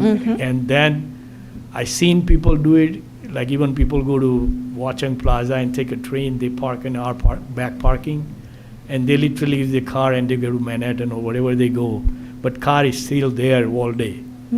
So there is a way, I don't know how, old days used to be metered, so people have to literally come, not anymore. But the tenant that we have, it's written in a lease that we don't provide any day parking. No, and I appreciate that, Yes. so a great note of gratitude for you for putting that in there, because that way, if they come to me, as soon as they get into your very lovely apartment here and tell me I didn't know, I can ask them to bring the lease in, and I can show them right here, where it says that. So thank you so very much. I really like this a lot, and I'm sure it's going to improve and enhance the neighborhood. I also like the restaurant there. You know, this is good information to get. I mean, the parking utility should take note of this. Those parking spaces should not be reservable on an app all day long. That should, so whoever is in charge of that should stop that, because that's not the purpose of that parking. It's for shoppers. I think the app does limit. Well, he just said they're there all day. Lately, I They seen, still have to move it around. I don't know that. Yeah, the app does limit, like when you max when you max out on parking, it will not let you extend. But it can't it can't stop anybody from like not extending, going to another spot, maxing out if But it's a different spot. it just conflicts with, he indicated that they go to Manhattan. I was reacting to that. Lately, after the app, we seen car park all day in Watchung Plaza parking. I don't know how they do it, either they have two different app and there's some technique, but Yeah. we seen car park all day They might before. have people just nearby plugging the meter, right? It might not even be through the app, which is something that you can't actually Yeah. prevent anyway, right? Unless, you can if you have a patrol person, right, going around all the time. I think we need to look into this, because you might be correct, there might be two different apps. And so they There's could, 100%. yeah, so they could do Yeah, one they're for a couple they're hours, the gaming gaming system. But it isn't, Yeah. it isn't how it's structured. Right, It's supposed so to we be. need to System is not change that. allowing, but they have Right. ways to. Yeah, They're- we'll they're change that, finding- yeah. They're finding loopholes in some way. Let's get them. You guys are funny. Well, I don't think that's our purview, but Sorry. Carried away. but our town officials have taken note. So, So noted. anyone else want to be heard? Noted and forgotten. I think it's pretty straightforward and suggest that we vote on it. Yep. Is that So a I motion? make a motion, I'll make a motion to approve this application. Second? With the conditions that we've already discussed with the Yes. applicant and they've agreed to, which is evaluating the rear stormwater, at least the ones I have, and you correct me, Mr. Neese, or anybody else if I miss these. Evaluating the rear stormwater, including putting in a dry well, looking at the kitchen exhaust and distance to operable windows and nearby folks.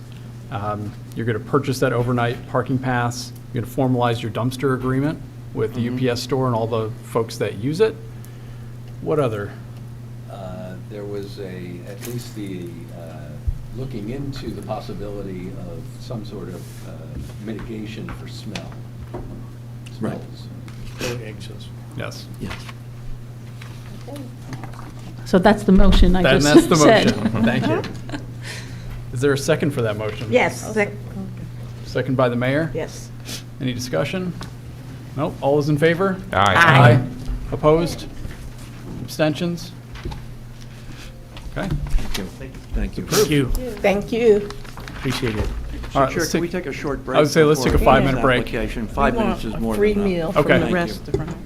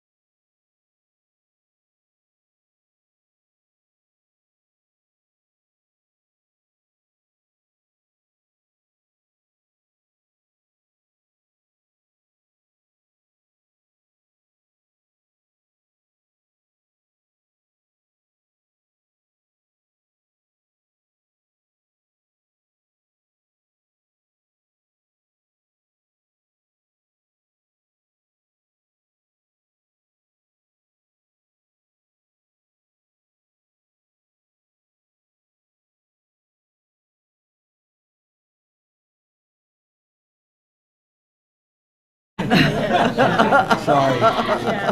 Been there, done that. Too old for that now. Still the previous application. All right, everybody. Still the previous application. Let's get back here and I was going to say that. continue moving. Those two things, I just wanted to say. He's tired. Welcome, Ms. Talley. He's here again. I think we need to swear you in as a board professional. Okay.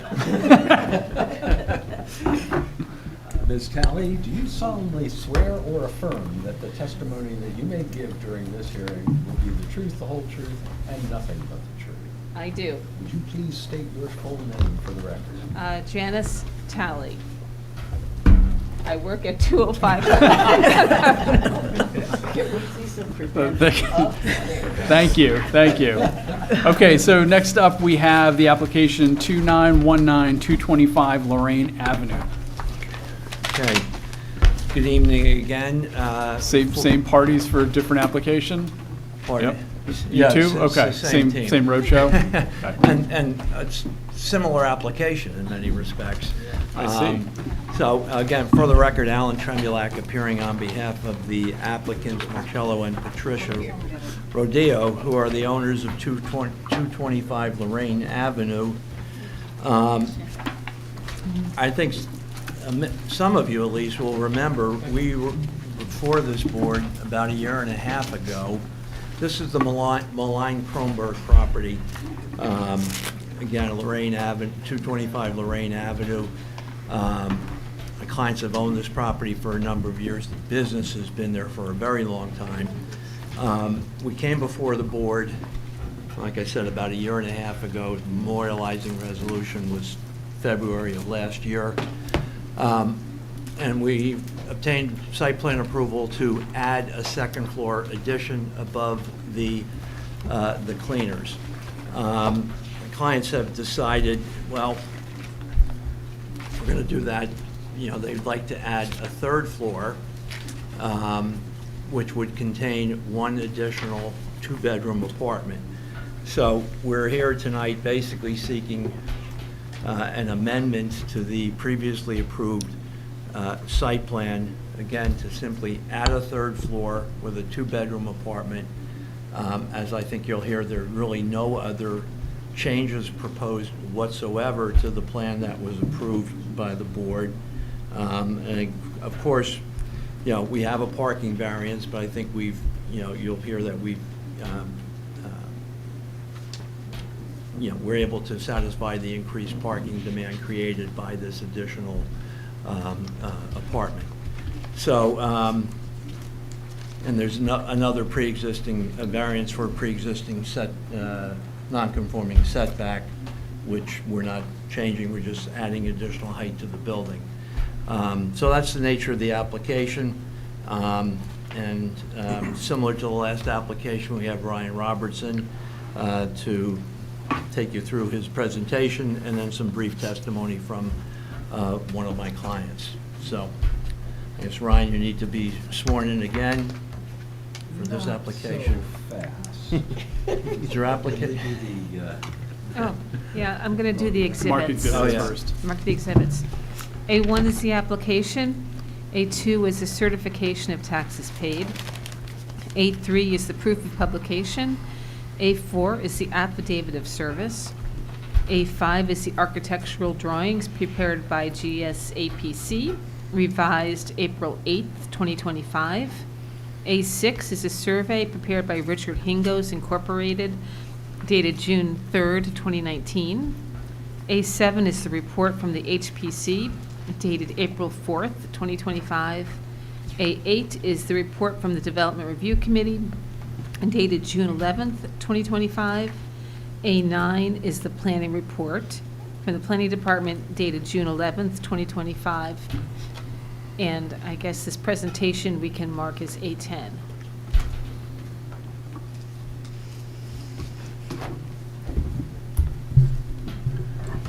Now, sir, do you solemnly swear or affirm that the testimony you're about to give will be the truth, the whole truth, and nothing but the truth? I do. Would you please state your full name and business affiliation for the record? Ryan Robertson from Gregory Schweitzer Architects, 7 Oak Place, Montclair. Ryan, is it safe to assume that your license hasn't been revoked or suspended in the last hour and a half? While you've been testifying here? That being the case, I would offer him as an expert in the field of architecture, Mr. Chairman. We'll accept him. Thank you. All right, Ryan, you've prepared Jonathan, did you mark the, 10. I'm sorry, got distracted. The PowerPoint? Right. It's A10? That's A10. Thank you. All right, Ryan, would you walk the board through the plan similar to what you just did in the prior application? Yes. Utilizing the PowerPoint Yes. presentation on the screen? Thank you. Yep. This is the presentation for 225 Lorraine Avenue in Montclair. The applicant is Patricia Rodio, sitting behind me here. He's owned this business since 1990, and as Mr. Trembiak said, we were here a year and a half ago in January of 2024 and received approval for a very similar presentation. So as I move through, I'll be mindful to state what slides are basically what has been already approved, just so that to keep in your mind. I know there's some people that weren't here at the time, so I will give some detail. But there'll be probably more detail on the slide than I'll mention, so we can come back during the questioning portion if we need to. Here is the site survey. One of the exhibits was the property survey by Richard Ingos, June 3rd, 2019. Here's the property on the corner of near the corner of Valley Road and Lorraine Avenue. It's a 66-foot by 59-foot trapezoidal shaped lot. This is the extents over here, and this is an open parking lot. This is the outline of the building. It's located on the north side of Lorraine Avenue between Valley Road. It's 70 feet from the corner of Valley Road to our property.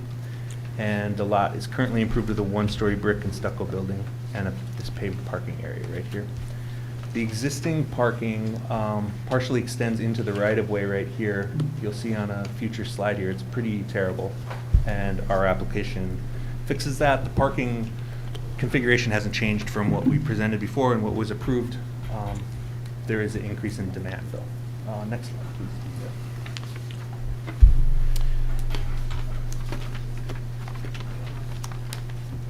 Maybe a down arrow. There you go. So here is a Google Street View image taken from October 2021. This was part of our previous presentation. And you'll notice there was a tree right here. If you go to the next slide. A more recent Google Street View. That tree has since been removed. So this is a much more recent image. It's taken in September 2024. You can see our neighbor here is the Veggie Heaven restaurant, and there's a little alley here, which is part of the subject property's property. So the application is to infill this area with a stairwell to get the second floor apartment and third floor apartment. That was what we proposed before, and to improve this parking area right here. You can see it's diagonal. It's really hard to back out onto Lorraine. You've got to kind of do a 270-degree turn, and we'll look at that when we see the next slide. The other thing I'll say here is this property right here is a 2.5-story wood frame building that's a dental office, and then beyond that to the east is the residential zone. Of course, to the west is Valley. And the subject building is brick and stucco with a wood shingle mansard roof concealing the flat roof. And so here are some rear views and the alley view. This is the alley I just pointed out on the last slide, but standing at the rear of the property looking out towards Lorraine. This is the rear looking west. And this was taken quite some time ago, 2019. This tree has also since been removed, and that was an important part of our application. The property line at this part right here is important to note. This corner to the property line is 2'9", and then behind me where we're standing, the corner of the building would be somewhere right here. It's 2'11" from the property line. Next slide. Here's an aerial context image showing the surrounding area. This is a Bing satellite 3D view from 2023. I should have mentioned the block and lot number. It's block 1809, lot 2. Here's Veggie Haven, which we saw in the other photos, Valley Road, the Williams-Sonoma Building, kitty corner from Veggie Heaven, and the A to Z Auto Service and Tire Shop. And right around the corner on Valley is the previous Saunders Hardware, the former location, which was the previous location of Moline Kronberg. That happened, actually I have that information. That was, Moline Kronberg was located right here at Saunders Hardware in 1911, and it moved to 225 in 1940. Next slide. The previous application was to construct the second-story addition with the one dwelling unit, as we mentioned. This amended application being presented adds a third story for another dwelling unit and a partial roof terrace. This info I'm about to mention is info carried over from the previous application. We had proposed one electric vehicle charging station, which is right here. That is to remain in our new proposal. The trash and recycling enclosure was located here, and we are not proposing any change to that. It's underneath the second-story overhang. We are repaving the parking lot and restriping for 6 tandem spaces. This whole parking configuration, as I said, did not change. You can see the dotted lines of the old diagonal parking and a partial stripe that goes onto the right-of-way, onto the sidewalk. As I said, it's really bad for parking, and it's difficult for people to come in and out. And what we proposed will greatly improve the traffic flow in this area and will help with things on Lorraine as well. The 6 parking spaces shown here, I've numbered them 1, 2, 3 in the rear, 4, 5, 6 right here. 16.13 spaces are required by the ordinance. Existing, there's 4 striped and 3 unmarked spaces, and we're proposing these 6, but with 1 credit for the EV, so 7. The applicant will purchase 2, or I believe has purchased 2 overnight parking permits for the new apartments. The intended use of these 3 rear spaces is different than it was in the previous application. Before, we had talked about there's a delivery van that was going to be kept right here, and then this was going to be for apartment or employees and tenants. But now this space is now opened up. The delivery van is no longer going to be stored here. It's going to be parked off-site at all times. It comes and picks up items to deliver and leaves and goes on its route throughout the day. So these 3 spaces will be for 1 for the second floor tenant, the middle one for the top floor tenant, and then reserving a 3rd one for family use. Marcello Rodio behind me and his son Leonardo is sitting in front of him. He's going to take over the business someday. He works on the business, and so this would kind of be a flexible space for their family to use. The 3 that we proposed in the front, the same as the previous application, will be for people coming and going, quickly stopping in to drop off their dry cleaning and quickly leaving.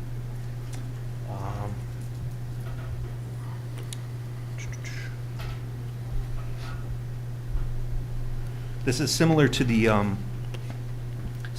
other application that we just heard, where we are also planning on framing over top of the existing roof. It's important for this applicant as well to make sure we keep the dry cleaner operational at all times. So we're confident we can do that as well here. And there's a dashed line right here of the existing rear yard setback. So this portion right here is not in compliance. We're proposing to build on the footprint below, so it's a continuation of the variance. Next slide, please. This slide shows all information that was part of the previous application as well. So I'll go over it very quickly. We have a new planting area proposed along the right here. There's going to be new signage and new site lighting, new pea gravel area back here for snow storage and for a kind of emergency path, because we're closing off this area, as is our right on our property line. There is a rear back of house area in these 2 restaurants, and so as a courtesy, we'd like to give them a place to escape in case they ever needed to. So part of it was to remove that tree, which is already gone now. It's to re-level the grade back here and have a pea gravel path to get someone to safety if they needed it. There's some existing arborvitaes in the back, and we're removing a few of them, and we're adding plantings over here, which I can go over in more detail later. The planting strip area is 3 foot 5.5 inches right here. And it's, I'll just go over it real quickly. It's 5 Carolina rose shrubs, which are deciduous. They only grow to 3 feet tall. That's to help with visibility as you come in and out of the parking space. These are evergreen shrubs, which are shamrock inkberries, 18 of them in total. They grow a little taller, 42 inches to 48 inches, and spaced 3 foot wide. The red dots you see here are that pedestrian, I'm sorry, the red arrows are intended for tenants and employees to use. The green arrows are intended for the pedestrian traffic coming in and out from a parking space to drop off your dry cleaning, and the red dots are for that emergency path that I just said.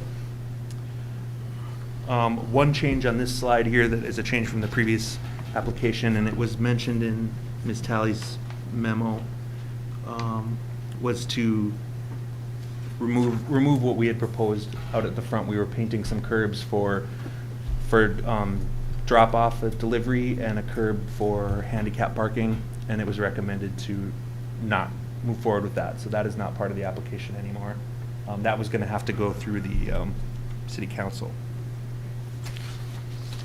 And another thing that has not changed is the impervious coverage.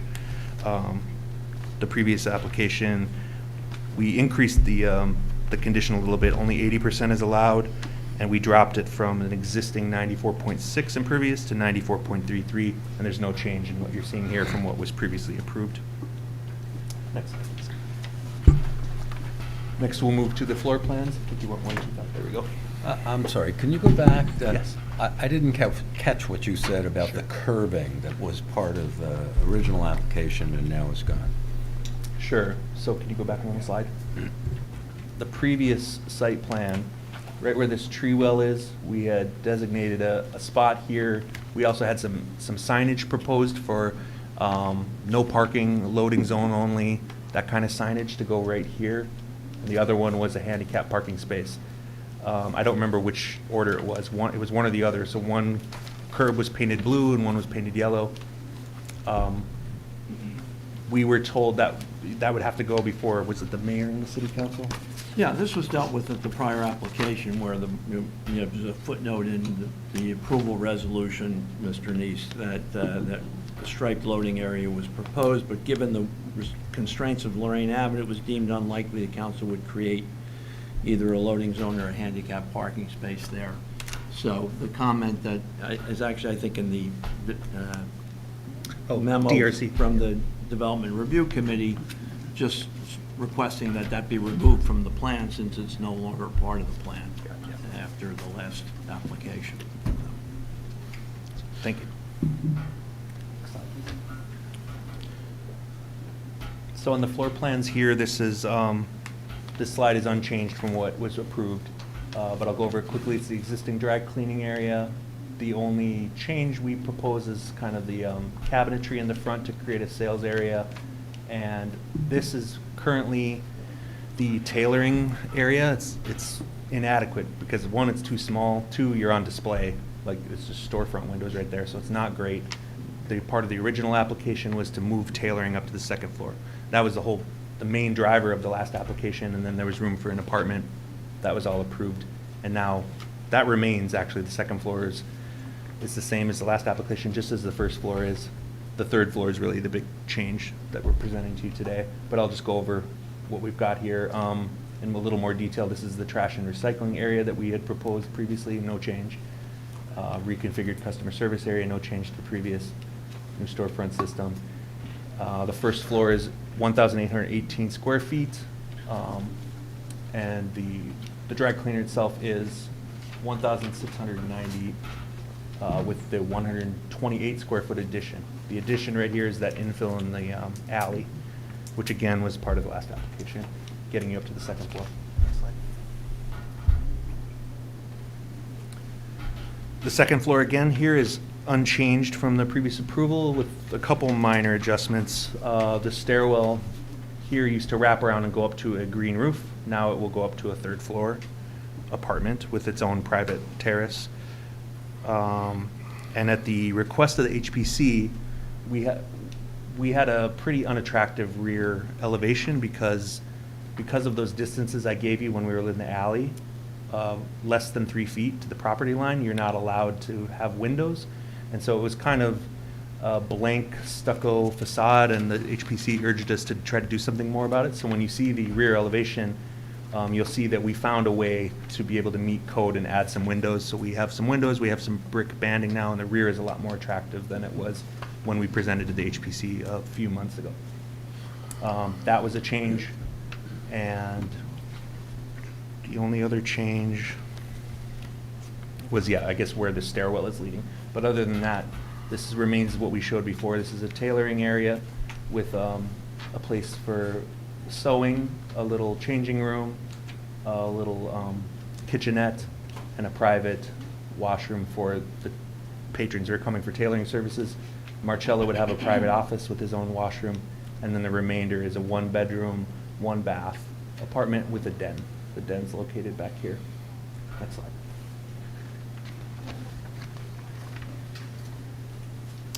That last floor was 2,024 square feet, and this third floor is new. This is not what the board has seen yet.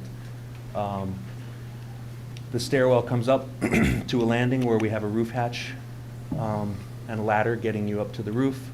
You enter into an open living dining area with a kitchen, and we have a bedroom similar to the layout below, a bedroom located right here with its own ensuite bathroom. I believe Ms. Talley told us to change this to a bedroom. We were calling this a den, just like the room below, but in actuality, this apartment unit has its own second bathroom, so I think she's right. This will most definitely be used as a bedroom. So, and that was reflected in the parking demand calculation to call this a 2-bedroom. So that changes it from like a 1.8 spaces needed to 2.0. And just off of the kitchen is a little pantry area. And then this unit has its own kind of private terrace. We have a brick parapet wall that's 42 inches, and it's interrupted by metal railings where we would have some decorative plantings, and then 2 potted trees, the species to be determined. Everything would be secured to the roof so nothing can blow off in a storm. And this third floor dwelling unit is 1,209 square feet, and the total third floor is 1,443 square feet. Yep. And on the roof, the next slide, we have that roof hatch right here that leads to the equipment area, which is screened with a this detail right here, which is an inverted aluminum louver fin system. That will be approximately 42 inches tall. And you're just seeing the terrace below right here. Next slide. The next slides are our proposed elevations. So these look quite a bit different than what was presented last time, just because when you're adding the third floor, it's going to look a lot different, and then some back and forth with the HPC, changes in materiality, and we changed the window configurations, which later on I'll have a comparative slide so you can see what was approved and what we're presenting, and I think it's, we all think it's an improvement what you're seeing here, and I think the HPC did too. The materials are a red brick to match the existing. There's like brick right here on either side, and we're going to try to match that color. We have stucco accents and a light brown beige color, which is at the windows on the third floor and this entrance to the third floor apartment. We propose brown stone lintels and sills, which I'll show you an image of that, and black windows, black storefront, black metal railing at the roof. And on this south elevation, you see the top of these potted trees right in this area. You see the decorative plantings behind the metal railing. The upper floor, this face of the wall is set back maybe about 10 feet, and then this face is set back even further. And we have proposed LED sign lights. It's an unilluminated sign, but these are 3 kind of modern goosenecks shining onto that sign. On the other facade, which you'll see later, facing the parking lot, there's a smaller sign that has 2 of the same lights. And that's all exactly as proposed before. There's a fabric awning that was proposed before. The signage is the same as proposed. The lighting is the same. 2 wall sconces Those are the same as proposed before. I have images of those coming up. The storefront system and configuration has not changed either. What has changed is how much of the brick is here and the level of detailing. Previously, this was brick that just kind of ended, and it was a stucco, kind of simple, austere kind of look with some seams, and now it's got more detail, and I think it fits in more with the neighborhood. The top of the parapet here is 33.9 feet. I'm sorry, that's to the top of the roof, which is slightly below that parapet. And that was lowered at the request of the HPC. We were showing this, I think, 18 inches higher, and we just reduced the ceiling height and did some other tweaks to get it down to 33.9. And then this is a rendered view of the southwest corner, seeing what you're seeing. And next slide, please. This is the east elevation coming up. And here again, you see the potted trees in the distance back here, the metal railing, the brick parapet. You see the dashed line of the AC units, air conditioner units up on the roof, hidden behind that screen. The signage, again, this is what we proposed. Everything on the first floor right here is what was approved before. It was the brick facade with the soldier course leading to this metal enclosure for the recessed area and the trash enclosure. That all remains. These windows, the locations are roughly the same, but we've kind of changed how they look and changed it to brick. And then when we originally presented to the HPC, the third floor was going to be stucco, and we were urged to change it to brick, so that's what we see now. It's a much more cohesive facade design. And I think the trash enclosure is located under this overhang, and the height from that to the bottom of that is 7'6", unchanged from what previously presented. And next slide, please. Which will be the rear elevation that I was talking about. This was presented, the bottom is exactly as it is, currently exists with the 3 windows. And then we had just presented basically all stucco because we weren't allowed to put these windows in. But because of the thickness of the wall, we're able to get to the code required minimum to allow a certain size window opening. And so we are able to provide these 3 windows, which helps with the elevation a lot. It was pretty blank before. Just a question. Yes. What's behind Each of these the windows? building? No, the Oh. building. Is that somebody's, is that a residential home that's right there? What's behind right here? It's I think it's a multifamily. Yeah. Multifamily home. What do you mean? Like what can see this? Yeah, what can see that? It's a multifamily. Multi-family and it's also an office. Mixed use. It's got office and Is that the Realtors? No, PE security. What is it? PE security. PE security. Hmm. Okay.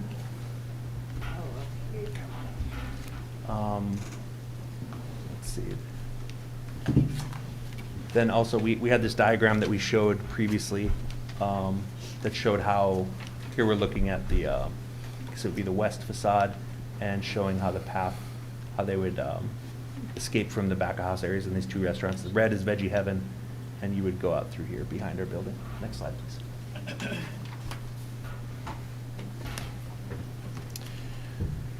The west facade shows the dotted lines of those 2 adjoiners that we just saw in this diagram here. Those are 361 and 631 and 631A Valley Road, exiting underneath our new proposed stair and through to the rear. This facade has not changed except for the addition of the 3rd floor and the brick banding that you see that goes horizontally. Next slide. And this page shows certain site improvements, all of which were part of the prior approval. These are the 2 wall sconces on the 1st floor flanking the storefront entrance. These are the external downlighting for signage. There'd be 3 on the front, 2 facing on the sign that faces the parking lot, 1 EV charging station, and the perimeter plantings I already talked about, and the trash enclosure detail talked briefly about in the elevations, but this hasn't changed from what we presented. It's aluminum. And next slide. This is the previously approved signage. We can go over these signs if we need to during the questions. They're in compliance now, and here's just what they look like in the context of the southwest view. Next slide. This is just a slide that we presented to the HPC talking about our proposed materials. We used this image here of the beveled stucco recess at the openings as a reference for what we were trying to do on the third floor. We were asked to change it to brick, the third floor, so we are doing brick, but we are still going to do a bevel in stucco, as you see in this rendering, this section of the rendering. Next slide. It's a good design. Oh, it didn't print? Yeah, I was going to say, that one didn't print at all. Yeah. Did this one print? This one This printed. is Well, just- can you go back to the other one? Because I was Just the trying to one figure out if I missed. 18, right? Yeah, 18. Yeah, 18. Okay. Yeah, that's the one that didn't print. Yeah. Okay. Yeah, these are just kind of diagrammatic models showing how this recess looks for these two windows, which show up in the rendering. This is a better image of how it's recessed in, but it's a lot like this. Instead of this outside face being stucco, the outside face we're proposing is brick. And here, this would be brick. This recess here comes to a knife's edge, and that would be stucco. But everything else in this model here is brick. So what's the depth of the recess? 4 inches. Pardon me? 4 inches. 4 inches, so that allows you to get windows in? I This thickness right here is 4 inches. So instead of a wood frame wall with brick, Yeah. instead of brick, it would be packed out for stucco and then a bevel, a 4-inch bevel back to the window. You know how like how a window in a brick facade would show this depth of a shadow line. Mhm. We're trying to do that with stucco. Yeah. Next slide. This was our design inspiration for how to treat the tops and bottoms of the windows. We looked in the area for context. Right across the street from us is 629 Valley Road, and they have these kind of lintels, which we didn't like how high contrast they were in color. Further down on Valley, 621 Valley had this kind of cream colored brick with a grayish lintel, and so we were trying to do something here with cast stone lintels and sills in a brown color to complement the red brick. Next slide. And other brick detailing, I mentioned that Moline Kronberg was previously located in the Saunders Hardware Building, which is here. And they had that building has some interesting brick detailing up at the cornice. It's a recess with herringbone pattern and then corbelling out to a cornice. And we decided to try to pay a little homage to the original home by treating our corner condition in a similar way. Just as an architectural reference. Next slide. This is the proposed streetscape. And you can see 36 feet, 3 stories is what's allowed. We're proposing 3 stories, but 34.5 feet to the top. And here is the parking lot. Here's Veggie Heaven, and here's that dental office. And next slide, please. These next 3 slides are really just for comparative analysis, so you can see. Oh wait, was it? Yeah, maybe not this one. Can you go to the next slide? Yeah, I have one out of order. I'll go back to that 22 in a second. Stay here. This was just to compare your south elevation, what was approved a year and a half ago, to what we're presenting here, left to right. So you can see the difference. I think it's a vast improvement. It is a little taller, but it seems more applicable to the neighborhood. And then you can also see the east elevation, the difference between what was approved a year and a half ago to what we're proposing now. I mentioned that the second floor windows are in the same location, but just treated a little differently. The first floor remains the same essentially. And the third floor, we squatted things down as much as we could and took the HPC's recommendation to do it all in brick. Next slide. This is a comparison of the renderings. On the left is the previously approved rendering from the southwest corner. and the newly proposed rendering of the three-story building from the southwest corner. And it is taller, but I think it looks somehow almost not taller. Next slide. Maybe actually we'll go back to 22. Yeah. I think I just had this one out of order from what I was gonna say. This is a photo our office took just the other day of the southwest corner, so you can see the proposed rendering in good context with what exists right now. And go to the final slide. We'll just end on the final slide, which is just an enlarged rendering. And then we'll turn over to Mr. Tremblay to discuss the variance requests. Well, before you do that, you made reference to the HPC report, and one of the comments, I guess there were two comments in the report. One was to consider lowering the height of the third floor, which you've done. Yes. And then, can you address the other comment in the HPC report? That was the, to change the third floor from, we presented stucco. I don't have an image of what we presented to the HPC, but it was brick first floor, brick second floor, stucco third floor with those bevels. Right. And they requested we make it more consistent throughout the 3 floors, so changing it to brick.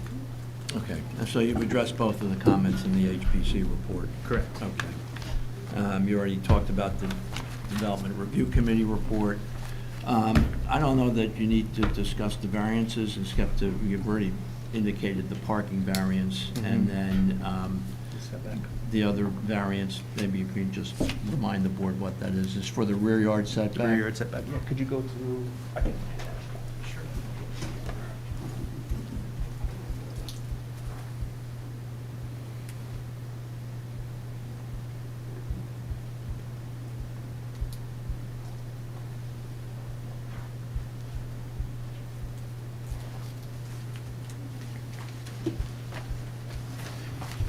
Yeah, we mentioned it briefly on this slide, slide 6 on your handout. You'll be able to see the dotted line of the rear yard setback, which I don't remember, I think it's 25 feet. It probably says it on the drawing. Well, you have existing building has a non-conforming setback of, what is it, 2.9 feet, something like? Say again? The existing one-story building has a non-conforming setback. The building is... Of this entire depth right here? Right. Yeah. Right. So the existing building is set back how far from the rear property line? Oh, it was 2'9" here and 2'11" here. Okay. Yeah. And you're proposing to maintain that same distance for the second and the third floors, not encroaching any further, but maintaining the same non-conforming setback? That's right. Okay. And that and the parking variance are the only two variances that are required? Right. Okay.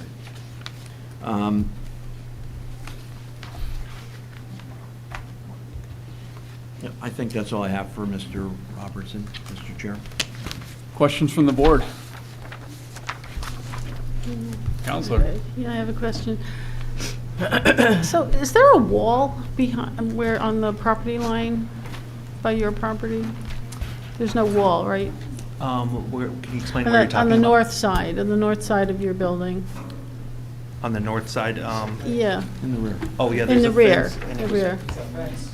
Yeah, there's a fence. There's a fence, but there's not a wall, right?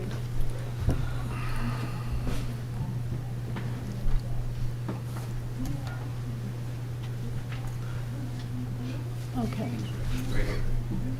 There's a good photo of. So that's, the photo to the right is the rear wall. Okay. So And this is a wood fence that is not on the applicant's property. it's on the other property. Okay, so I was just on Google, and when I go around the corner and I look at the property that I think your property abuts on the north side, and you said it's a multifamily house, it's a white building? It's a mixed use, so there's also offices. Yeah, an office, and then, so, and right now, there's a lot of trees that separate that property from your rear side. But if there were no trees there, you're still looking at a pretty, you know, the rear facade without anything but stucco, to me, looks kind of drab. You wouldn't think about putting brick there? Well, we did Because you add- can see it, I'll tell you why, you can see, the house is set back, the multifamily house and business is set back. So if the trees weren't there and you were walking along Valley Road, it strikes me that you could easily see the rear side of your property, the north side of it. And I don't know, to me, I don't like the idea that it's not dressed up at all. You could go on Google and you could see what I'm talking about. I think they actually put a sketch of what would be Yeah, I was just able to looking be for it. seen on Valley Road in their package. That's Oh, right. yeah? It's On in the the- drawings, and it's not in the It's presentation. in this Correct. drawings, Can't remember okay. what So you're going down the line of questioning, I also had a Oh, similar okay, question good. of So let's go down that line. what does that look like? How much is visible? And then I also wanted to, kind of tie that together with the HPC's Yeah. recommendation.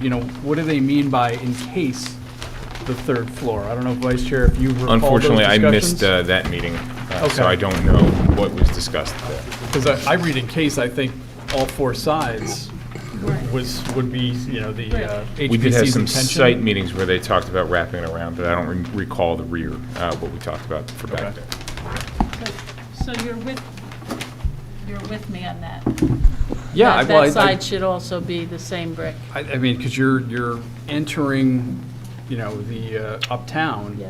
As you're coming into that, and, you look up and as I'm staring at Yeah. what says, diagrams Valley Road from the southbound lane, you're going to see this building.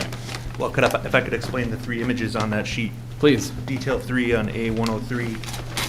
The image to the left, you can see the blue car in the reference. The blue car is parked right in front of the house that Ms. Lachlan is talking about. And when we're right here, this is a Google Street View image, when you're right here, you cannot see this addition at all. You could see. Moving to the next, this is an estimation, of course, I couldn't have really drawn accurately what it is, but that's an estimation of how much of the building you'll see. And you can see the blue car for reference in the corner there. We just passed that blue car, and you're just catching a glimpse of it for a second, because behind the blue car is an empty spot and a gray pickup. When you get to the gray pickup, you can see now you're in front of this restaurant, you can only just see the top of the parapet. So I believe as you're driving, if you're driving at 25 miles an hour, you're only going to see this for a second. And really, what you're seeing in that middle image is not so much the rear, it's the side more than the rear, right?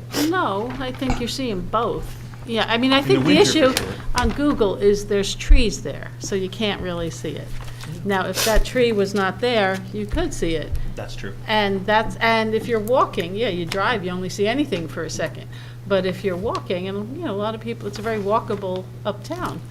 So I don't understand why you wouldn't clad the back in the same brick as well, just for visual interest and to be consistent. I mean, even if you just did the second story, because you can't see the first stories, but, Or you mean the third story? sorry, the second and third, or whatever, yeah, you can't see. Well, that'd be a question, in your estimation, Mr. Robertson, how much of that building do you see in that second detail? Is that just the third floor? Is that a little second and third floor?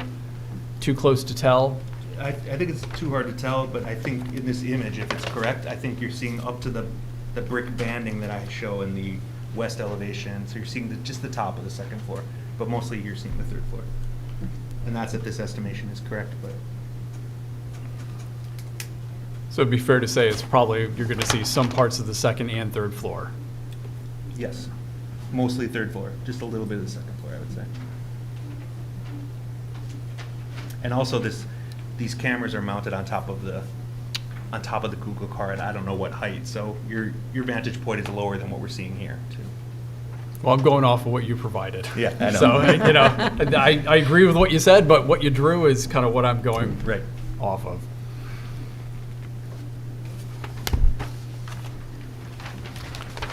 I don't know if we want to be a stickler about that, but. Well, I'm curious. I mean, Yeah, what color is that stucco going to be? Is that something you would consider, is putting brick around that We can instead of the stucco? We can check with the applicant. I know our office has learned recently that stucco is surprisingly expensive, just as expensive as brick, we heard recently. There you go.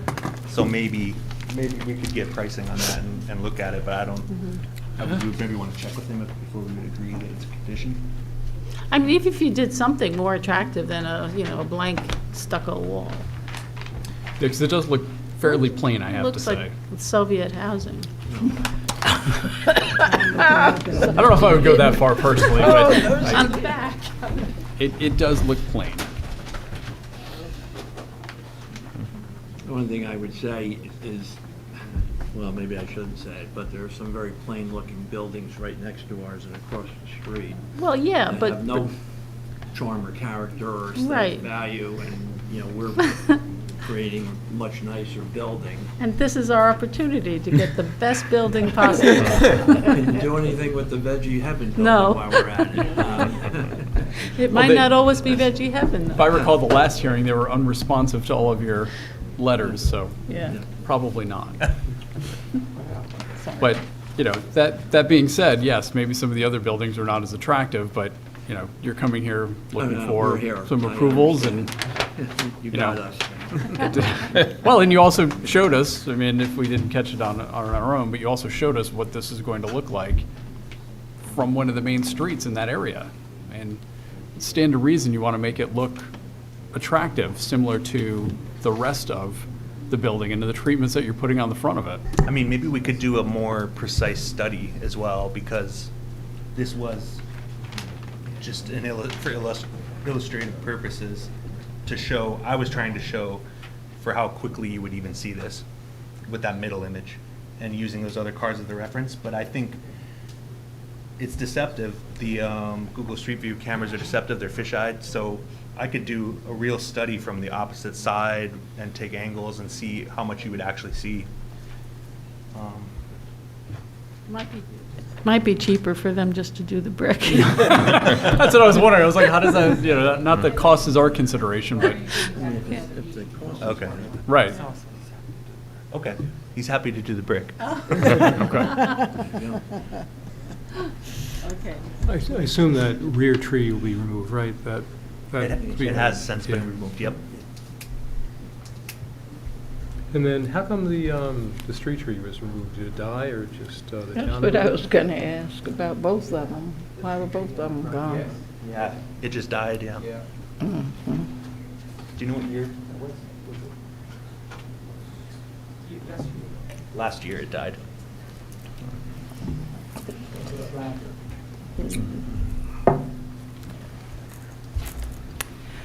Any other questions? Go, Mayor. Yes.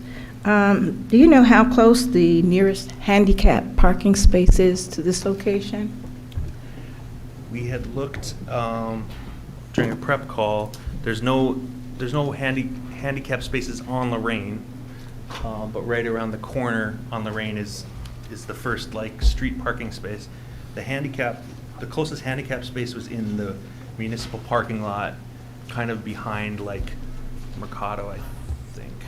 And I don't know the distance, but that's the closest one we could find on aerial maps. I'm just wondering if you had any idea about why they chose not to have one there. I mean, we really like to have accessibility in our township, and if there's not a handicap parking space that's near to that location, did they give you any indication, why they didn't want to have a handicap parking space there? Well, we would lose 2 parking spaces to do that. We're already deficient in parking. So those first 3 spaces in the tandem space, we would have to make one of them an access aisle and one of them a handicap spot. So you'd be losing 2.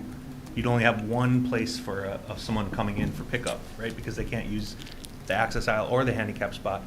And right now, how he operates, if he has someone that has disabilities or other physical conditions, they do kind of curbside. People will pull in and call ahead, and they can bring them in and out, because they're really not coming in to enjoy the little lobby there anyway. Right.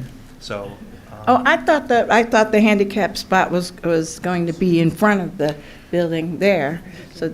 That was No. previous, yeah. Oh, That's what we had proposed, but I think, Roberto, I think you were here and had some concerns or thought that was to really, whether I believe- Lorraine Avenue was not wide enough or it was too close to the Valley Road intersection. So we were not representing the board as board engineer at the time when this application was previously heard, but I believe the question was raised At to the us. DRC, we looked at it. Yeah, and- so the code for on-street handicap parking spaces requires that an on-site driveway and parking lot not be available.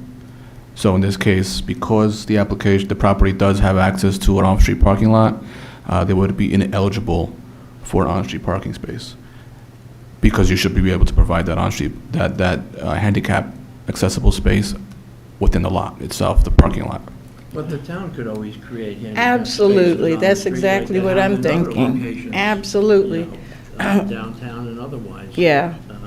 Yeah. 'cause I think we the have, issue though is that an on-street handicap parking space can be used by anybody. It Yeah, doesn't necessarily yeah. serve the site itself. Correct.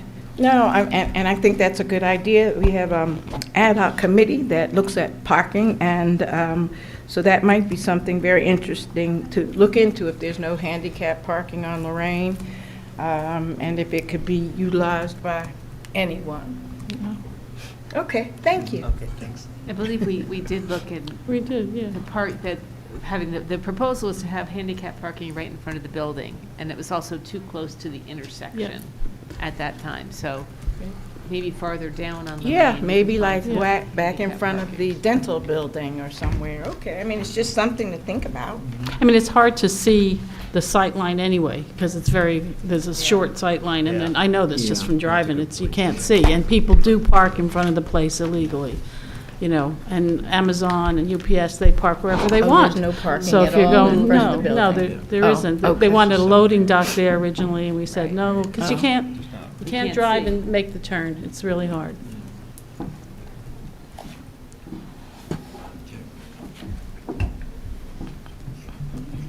Other questions from the board?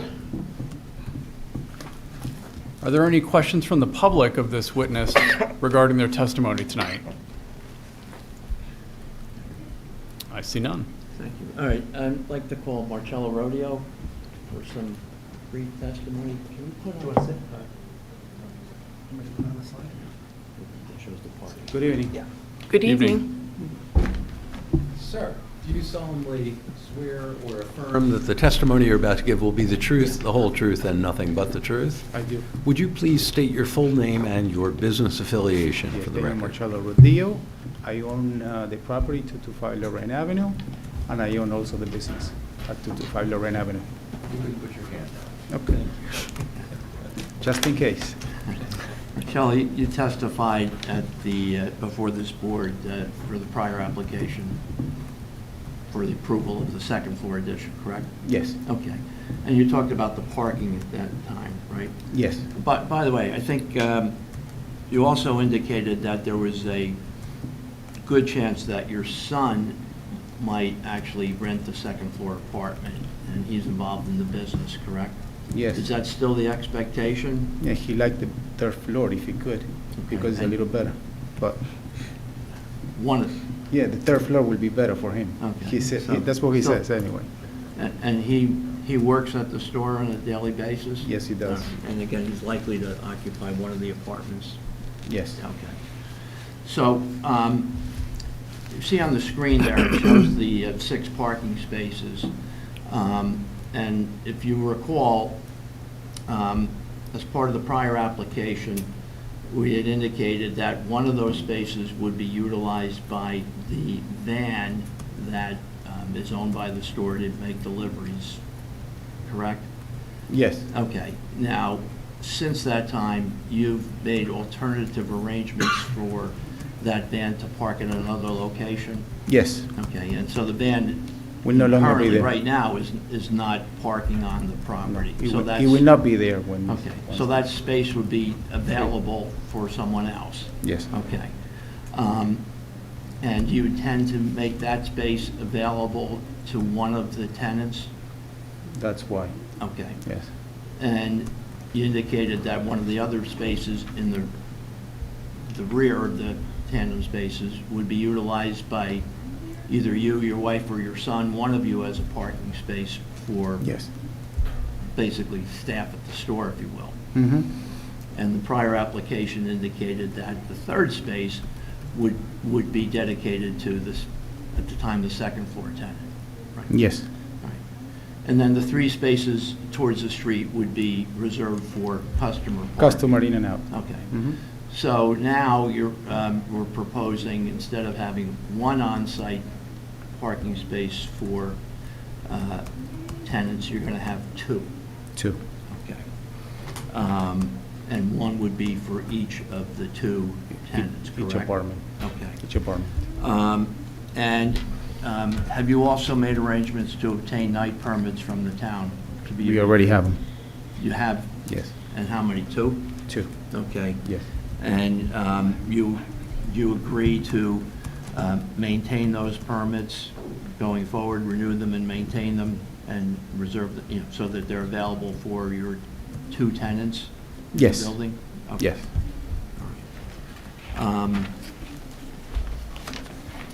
Attorney, I just have a question. I'm not understanding why, if they have parking spaces, why they need night permits.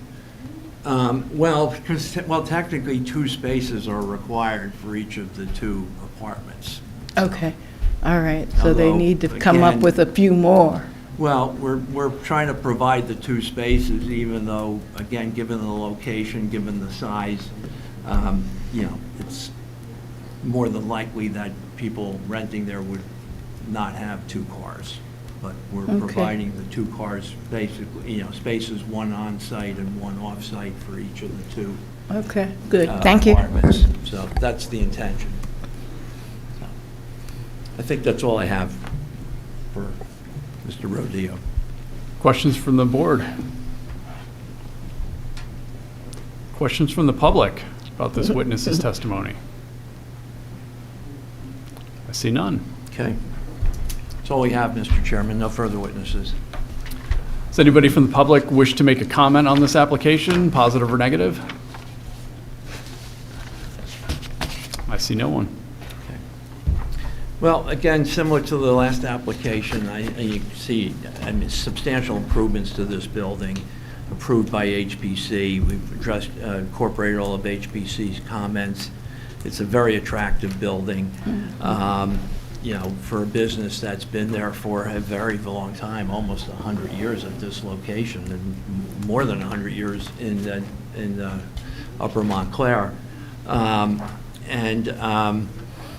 think, as with the prior application, with the night permits and then making arrangements for that van to be located elsewhere, we've freed up parking and made parking available for the tenants. And again, the only other variance is a pre-existing condition. And again, the applicant, I think, has agreed to, incorporate all of the comments we've previously received from the town and the town staff, and also the comments tonight, most significantly,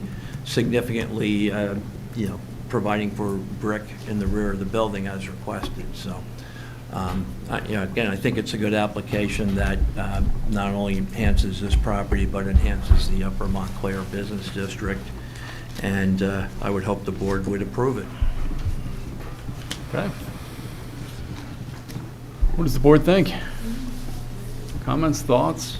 One, I'm curious if we approve it, if in a year and a half we'll be back for a fourth story. We need a zoning That would be change. the zoning board. We need a zoning change for Not that. us.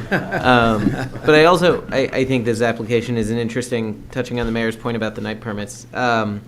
It gives some context to our master plan statement about our parking minimums being more in line with those of a car-dependent suburb rather than the Montclair that exists. The technical requirement here is 16 spaces, which I think the board would agree is kind of an astronomical number for the use. And so just something to put out there as we discuss our land use and circulation element. But I think it's a beautiful building. I like the thoughts of the brick. I'm not dying on that hill, but adding some beautification there, whether it be the brick or maybe a mural, depending on how on how visible it is, I think could be a lot of fun. But yeah.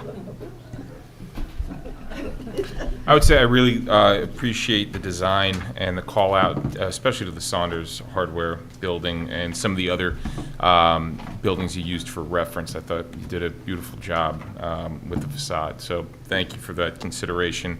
I am slightly more concerned than Mr. Neiman about the parking, but considering this business has operated there for 85 years and, as Mr. Tremblay pointed out, over 100 years in the neighborhood, they know how to make the parking work for the business, and I think there's a reasonable solution in place for the tenants. So I'm generally supportive of this, and I really like this design very much. Thank you. Go ahead, Mayor. Yeah, I just have one more question. So the 3 spots that are on this side that are reserved for the people that will be coming to the business during the daytime, are they empty at night so that if the people in the apartments had another car, they could park there? At nighttime, yes. So each one of the apartments would have 2 parking spaces at nighttime? Nighttime. Presumably? Mhm. Yes. Okay, then I'm good with this. I really like it. I agree with Councilor Lockman and the Chair that I would like to see the brick there. I think it would, such a magnificent look in the front, and I think that it would be great, especially if the cost is about the same, to go ahead and put the brick all the way around it. But I like this. Thank you. I do have one question I should have asked before. Do you do deliveries? You deliver people's cleaning? Yes. So people aren't always coming to your store, so you bring Correct. stuff to them. So Correct. another reason why you probably don't need 16 parking spots. Yes. Okay, yeah, I like this very much. I'm not into murals. I think the brick, if you do it all around, especially if there's not so much of a cost differential, it'll be nice, because someday you might be able to see that a bit more, a bit easier from Valley Road. And people walk, they do not drive around that area. Anyway, but thank you very much. It's a really nice application, and I wish you luck with it. Thank you. I feel similarly. I mean, I think it makes sense the way you've outlined the parking and how that would be accommodated. It makes sense for this increased use, and I agree. I mean, I would imagine it's mostly short-term drop-offs, pickups and drop-offs, and also hearing that you all have delivery makes sense to, there's not necessarily need for 16 parking spaces here. That does seem astronomical to me, and I appreciate your flexibility on the brick front, because I think that is going to look a lot nicer as people are walking around uptown. So with that, I would move to, do you want to? No. Okay, I would move to approve the application. I want a second. With the conditions that we've outlined here today, which is, I think, just the brick around the second and third floor on the back side. That's all I have. Okay, and with all of our other normal conditions. Sure. Yeah. And there's a second by Councilor Lockman. Okay, all those in favor? Aye. Opposed? There you Abstentions? It's approved. Thank you That's very it. much. Way to go. Thank everyone. you. Thank you, board. Welcome. Yes. Good job. All right, next up, we have a new business, proposed amendment to Chapter 347 zoning regarding ADUs. So I think, Thanks.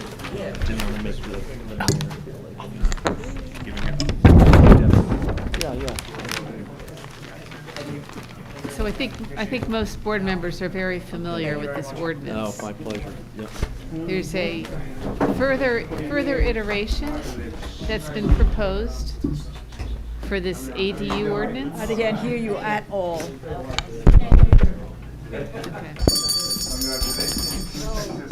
Hey, folks still in the have audience, business. if you could continue your conversations out there, we still have some business to take care of. Mr. Trumbulak? Mr. Trumbulak? I think he's, Trying to. If you could take your conversations out back, we still have business we got to take care of. Thank you. so I understand most board members are very familiar with this ordinance. We recently amended it. This is a further amendment. It came from the recommendation of one of the members of the Board of Adjustment. It also went through the Economic Development Committee for a brief discussion. And simply, it's to eliminate the maximum length for ADUs on any one side. As long as we have the maximum size of 800 square feet, by eliminating that 30 feet on any one side in length or width, it gives a little bit more flexibility in terms of designing these ADUs without really increasing without any increase in the bulk. But is there any concern about abnormally shaped ADUs? I mean, could we have an 80 by 10? Yes. Right? I mean, you could have a real odd design. Maybe you even have a 2-story, 40 by 10, right? Well, And you can't have a 2-story because the maximum height is still 16 feet. Okay, well, you could have a story and a half, right? Or am I wrong about that? It would still be 1? It would be a 1-story with a small With a peaked small- roof. yeah. It's not even a half a story at All 16 right. feet. But you could have an 80-foot long with a peaked roof looking into a backyard. It just, But it would have to comply with setbacks, right? I mean, it still wouldn't be able to get around any spacing that's already. well, that's what I'm asking. Like, I'm wondering if somebody has a normal footprint right now for a garage and they're going to turn it into an ADU, do they have to still comply with all the setbacks? And They have to comply with the setbacks, but it's the setbacks for an accessory structure, which in most zones is 6 feet. okay. It's All not right. for a principal structure. But if their garage is 6 feet away from the property line, then you could have one of these really long designs. But I how don't does know. that, but how does that function as a building? That's part of it too. This was proposed by an architect who, on his own property, and he designed a ADU, and he realized, he's not in conformance with the, whatever, is it 20 by 30, but he's in conformance with the 800 square feet. And it's just a little bit maybe longer than the 30s, 32 or something. Right, I'm not anti Yeah. that, but, you read about spite buildings all the time, right? So I just think if we don't put any restriction on the conformity, on the length, you might end up with some of that throughout the town. I think we need to be careful about just this blanket approval.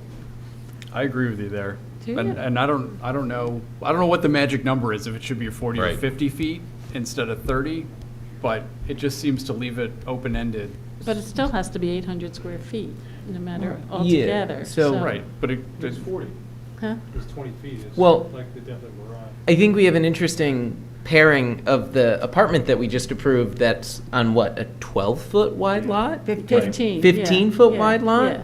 And so they By were able to make, 75, yeah, yeah, 15 by 75, which, is somewhere in the ballpark of 800, probably a bit bigger, no? So I don't know, I'd have to. And so, 15 by 75. if we're comfortable with a 15-foot wide Yeah. dwelling, maybe the answer isn't to do a maximum of any one length, but a minimum size, right? Yeah. Where you can't be narrower, have any one side that's less than 8 feet, for example, or something like that, because that protects against having an incredibly narrow structure. I think, isn't the concern, Michael, basically you're establishing a very long wall Yeah. adjacent to a single-family home. I think that's what you're. That's part of it. And also, if you do have these windows up top, you're, now peering into people's backyards, it's just Well, I awkward don't and think, uncomfortable. since it's a one-story structure. You can't get a roof pitch and, with a window? I don't know. I just think you can see, I'm just imagining some very weird buildings, that could pop up here if we're having no control, Right. other than it's got to be 800 square feet. So. Mike has some intense neighbors. By the way. No comment, no comment. 75 by 15 is 1125. Yeah. So that's, larger than 800, yeah. To be clear, I think having no minimum or maximum is the right way to go. I think giving the flexibility to come up with an ADU that fits the property is the way to handle it. But, I understand where the concern's coming from, but I think with the various zoning setbacks and all that, I think we're well protected from anything that's going to be of concern. I think we need to put some limits on it. I really do. I do. Well, what's our role here? Is our role consistency with the master plan? So we're being asked to evaluate this as to whether or not it's consistent with the master plan, and then we can offer any other comments that we would like. So how is So- this inconsistent with the master plan? I'm not saying it Oh, is. oh, I'm just oh, saying our job is yeah, yeah. to No, no, I evaluate know, this but- for right. consistency or inconsistency Yeah, with the yeah. master plan, and then provide any other comments. But the master plan will not be speaking on it. I'm listening on this because I've always, the experience with historical preservation, you never know. Because if you wanted to do something, you could get a variance. It was really a problem. I don't know what the answer is in terms of the maximum number of feet long or wide, but I do think that perhaps it might be good to have something. If it's in the setbacks of the existing lot, you're not doing anything that is otherwise not improvable. Yeah. So you can build a 3-story, or you can build a 2.5-story structure within. An ADU though, a living Well, you can build, you can space? expand your house, whatever. If the question is building walls, if we're doing something within the existing setbacks, we're not granting any more walls around the property that could otherwise be built by right. Well, I think one difference is a principal structure has a much larger setback requirement. Okay, so a principal structure is 25% of the depth of the lot, so 30, 40 feet. This is an accessory structure, and the setbacks are only 6 feet. Okay, I'm wrong. So just bear that in mind. Right, you couldn't move the principal structure to 6 feet within, right? No, It you just couldn't. wouldn't work, it just wouldn't really work. You could do it to the side. To the side. 6 and 10, but not to the rear. Okay. In theory, though, would this create a different requirement for an ADU compared to, say, a garage? Could someone have a very long detached garage? Yes, the issue is, in our accessory structure ordinance, we have a maximum length for an accessory structure, because there was an issue. Any accessory structure, Yes, not there just was an ADUs. issue Okay. that came up where somebody put in a garage, and it was very long, and the neighbors objected because it was, it impacted their property. It was very long. So that's when we came up with the maximum length of a side of an accessory structure, which at that point was 24 feet for certain districts and 30 feet for other districts. So, but it doesn't work, remember, it doesn't work for ADUs. It was too limiting. So that's why we amended it. And that's where we are today. How does this compare to other municipalities that have ADUs? I can't hear We don't you. have- There aren't any. There's There's only a Maplewood and Princeton, Princeton, I think, right? and maybe West Orange or Yeah. something. There's Yeah. like 3 other municipalities, so Yeah. we're like the test And case, I I don't think, think for they have a ADUs. limit on the size. They don't in of a- those a two? That's what I was wall like asking. Oh, they do. okay, yeah, Okay. that's good. Or at least last time I checked, they Yeah. didn't. Janice, I mean, how many ADUs Yeah, we're not even are getting in that town many. at this point? The ordinance has been Nobody- around, what, 3 3 years? years, I think, 3 Oh, I think years. we're up to about 20. Wow, We had really? 6. We I have was- I 20 built counted them. ADUs? Hmm? We have 20 built ADUs? Well, no, they're not built. Yeah. But Applications. they've received zoning approval. They have, okay, so this is in 3 or 4 years, we've got Yeah. 20, so Well, one of the it's not that things, many. not everyone who wants an ADU wants to build one. There are existing buildings in which people would like to have an ADU in a pre-existing structure. And we've already, I think, have a very strict rule on those in terms of, can't be more than 40% of the one part of the building, the main unit, which seems to me much more restrictive than what we've already got on the building a new structure. So Right. I think we should handle both of those at the same time. This ADU is never ending. Well, it's never being built because of the kinds of things we say about Yeah, I them and know. the restrictions I we mean, put. maybe we should go back. If the proposed increase to 30 feet is still too limiting, how does the board feel if it was 40 feet, which would give a little bit more flexibility in design instead of the 30 feet? So 40 by, say, 15. So you get 40 by 20, which Yeah. would 40 give by you an 20, 800 square that's- foot yeah, structure. By 20, yeah, that's 800. Yeah, that's a substantial structure, actually. Yeah, it gives you more flexibility, Mhm. but you don't get, it's a more, You're not creating a wall, yeah. right, Okay. But, yeah. okay? I think that the way the ordinance was written, the length and width never got in. It says in any direction or something. Right. So do you want to make it length and width, or because There was that confusion about what about the diagonal? That's in the ordinance right now, in any direction. Yeah, I know, but length and width never made it in, so do you want to put length and width into the, we discussed putting length and width in, but it never made it in the ordinance, it just stayed as any direction. So if you were thinking about this in terms of length and width, then I'd suggest put it in, the terms length and width. Otherwise, you could say, well, is it on the diagonal, is that the longest, is it 40 feet? I thought Or we just had what about length circular or buildings? width, I thought we put the in any direction because there was a concern that it might go down. Yeah, we should talk about the basement. Yeah, the basement. No, The it basement. was about area. Yeah. Okay. I think that, yeah. I'd go with the 20 by 40 just for ease, Why not the ease of minimum? looking at.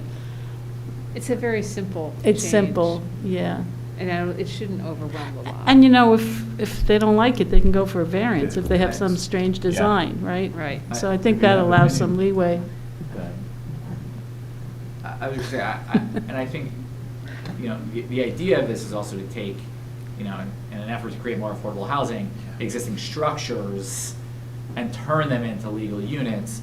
A standard garage detached is gonna be 20 by 20, right? So Yeah. you've got that structure of 20 feet width Mhm. regardless, and they'll build onto it, but it would effectively, you know, mitigate the larger concern, which I agree is like a valid concern. And spike buildings, I'm sure, are real for the people who can afford them. But that's exactly what we're seeing. People are expanding their existing garages Right. to make them into usable ADUs, Exactly. and that's, So that's your 20 feet width regardless, right? So I think Right. that kind of fits within that framework. Yeah. Framework, get it? Okay, so can I make a motion? okay. Do we need a motion? We So I will need a motion- motion. Yeah, so I make a motion to amend the ADU ordinance to have a length and a width of 20 by 40, or whatever. I would just use a maximum. A maximum. Are we amending or are we Is that- Hang on, consistency? let- Oh, apologies. Whoa, whoa, whoa, Let her wait. finish That's her not motion correct? and we'll. That's not. you Well, want- our primary job is to evaluate this and determine whether it's consistent or inconsistent with the master Okay. plan. And then we can provide any other recommendations we would like to go back to the council. So is my mo. All So right. you're- so I would withdraw my suggest- motion, and why don't you make the motion? Go ahead. So, you know, my view of this is that having ADUs is certainly consistent with our master plan. And so I feel like this amendment is consistent with the master plan. So I would move and make a motion that we conclude that this change is consistent with the master plan. However, this board has recommendations that rather than eliminate the 30 feet in any one direction, we would change that to 40 feet. I'd push for a little bigger, maybe like 45 or 50, just to give it That's flexibility. 8 Because I would even, want to, I mean, if we're 800 doubling square garages feet, at this though, is- point, what you is know, that? now I have a good reference point. I would be more comfortable sticking with that, and if we have to amend later. I mean, look, this is a work in progress, as, you know, Counselor Lockman said, we're the test case right now. I would advise caution at this point. And I would also ask if we say that this is consistent with the master plan, yet we think that 800 square feet is, or eliminating the 30, whatever it was. If we think that's consistent with the master plan, wouldn't we think that's inconsistent if we're saying no to that, to those parameters? We're saying it's inconsistent. Our parameters would be consistent. You mean the no limitation is inconsistent with the master plan? No limitation, thank you, yes. Because the master plan emphasizes neighborhood character. That's, I will withdraw my And motion. I'll let the vice chair make a motion. Okay, This is like telephone. motion, I think Ms. Talley said it best, quite honestly. Because I don't think she can make a she motion. can't make the motion, so I'll do my best to repeat what Janice said. But motion to find the amendment inconsistent with the master plan and recommend maintaining neighborhood character by adjusting, By not eliminating. or affirming the pre-existing 30-foot. No, I think. No, we're no. going to- No. For, For, oh, that's 800. by affirming limitations to the footprint and making said footprint 40 by 20 maximum. I have a concern. And I'm just trying to articulate that concern, but it seems to me that in our present description of ADUs, is it not in the master plan that if you have a two-family home and you wanted to make an ADU, that the ADU could not be bigger than 40% of the larger unit? So therefore, this resolution would seem to be in conflict with that section of the master plan, because a person who has a house and wants to put an ADU in that house is not allowed to get his 800 square feet because the main unit of the house is not going to permit that to happen. Only the person who builds a garage or does something outside would be permitted. And in fact, you get more success in supporting ADUs if you allowed some flexibility on people who have a already house, where we're saying they can't have an ADU because all the other portions of the house will not allow them to have it. So, can I make a comment? That's a very good point. And number one, this is not coming from the council, so it's not a referral. This is really, this is Oh, just- this isn't a referral from the council? It's not a, did I show it as a referral on the? Oh, on I the- just wrote proposed amendment zoning. Yeah. It's Oh, not- it's I thought not a this was referral coming from the council. So it's really. I So think this we're- is informal. It's informal, yes. Oh. No. So, Carol, you raise a very good point, and I think it's something that the planning board should consider, because for a single-family house, the size of the ADU is relative to the size of the house. Right. Why don't we, most of our two-family houses are similar in size to a single-family house. So your suggestion is to eliminate the current provision that limits the size of the ADU to the size of the larger Right. apartment. Why not just relate it to the entire Right. size of the two-family house? Right. Thank you very much. So I understand where that's coming from, and I don't know how the rest of the planning board feels about basically regulating ADUs on a lot with a two-family structure in a similar way as you regulate it for a single-family structure. So just to clarify, so you would take both units of the two-family structure, of the two-family home, and base the ADU, and could you have two ADUs at that point? No, just one No. ADU. Just Oh, one no. ADU. No, just one Because you relate it ADU. to the size of the whole structure and not to the size of the larger apartment, which, yeah, you have a point. But there- and there could So be- it's to the 800 square feet. 40%? Is it limited to 40% of the entire area of the two-family house? So if you have two apartments at 2,000 That's feet, what- it would be 4,000 square feet times 40, so it would be 40 to 32. Right now, it's 40% of the larger apartment. That's which is- right. That's a there you very, go. very. There's the That's problem. the Yeah. problem. Yeah, It yeah, doesn't there make much is the sense. problem. Right. Yeah. It Especially never when you did think make of that Why much did sense. that? Neighborhood How did character. that get in there? Is that You in see a case of two structure. owners? Then that's Yeah. already there. Structure. You don't have to No, build what was anything the- I don't know new. how You that don't got have in to there. to Yeah. worry Guess about we call more that. land. I'm guessing it was just an It's something oversight. we missed. Yeah. It's all there. I don't sure think it was that's in intended. there? Yeah, well, that's the way I read it, and I think I confirmed it with Janice Yeah. that that is correct. I don't remember when we worked on this, that, Well, We I mean, if probably- you look at the regulation. okay. Probably so- didn't talk about it in that, Yeah, this yeah. is one thing we probably didn't talk about, so. So do we want to make that recommendation as well? So do we even Tonight, need or- a motion? I mean, you've got several thoughts and recommendations I think what we from. can do is, the planning board can recommend the change to the council. My suggestion is, why don't we take Add that Carol's in. suggestion, rework this at the next meeting, I'll keep it on the agenda, and maybe then the planning board can recommend, an ordinance with both issues to the council. Okay. And by it coming from the planning board to the council, it doesn't have to get referred back to the Right. planning board when it's introduced. So, Okay. okay? Makes sense to Sounds me. good. Yeah. It's hard to come up with these motions at 10:30, so I agree. I agree with that. Okay, do we have any committee reports? I think we need another Do we need to person fill yeah. on the revisions committee. I don't know if this is the time to bring it up, but we have a vacancy on the revisions committee. So if there's anybody who wants to be on a committee, it meet at all regularly. We only meet when we have to. Usually we do the business through emails or Zoom meetings. What does the committee do? If somebody comes in with a revision to an approved site plan that doesn't trigger an amendment, the revisions committee looks at those revisions and says yes or no, or how they should be handled. Who's on the committee now? Mike Graham and Jake Neiman. So, I'll do it. Jeff, was that you? That was me. Okay. Welcome aboard. I've been consulted once.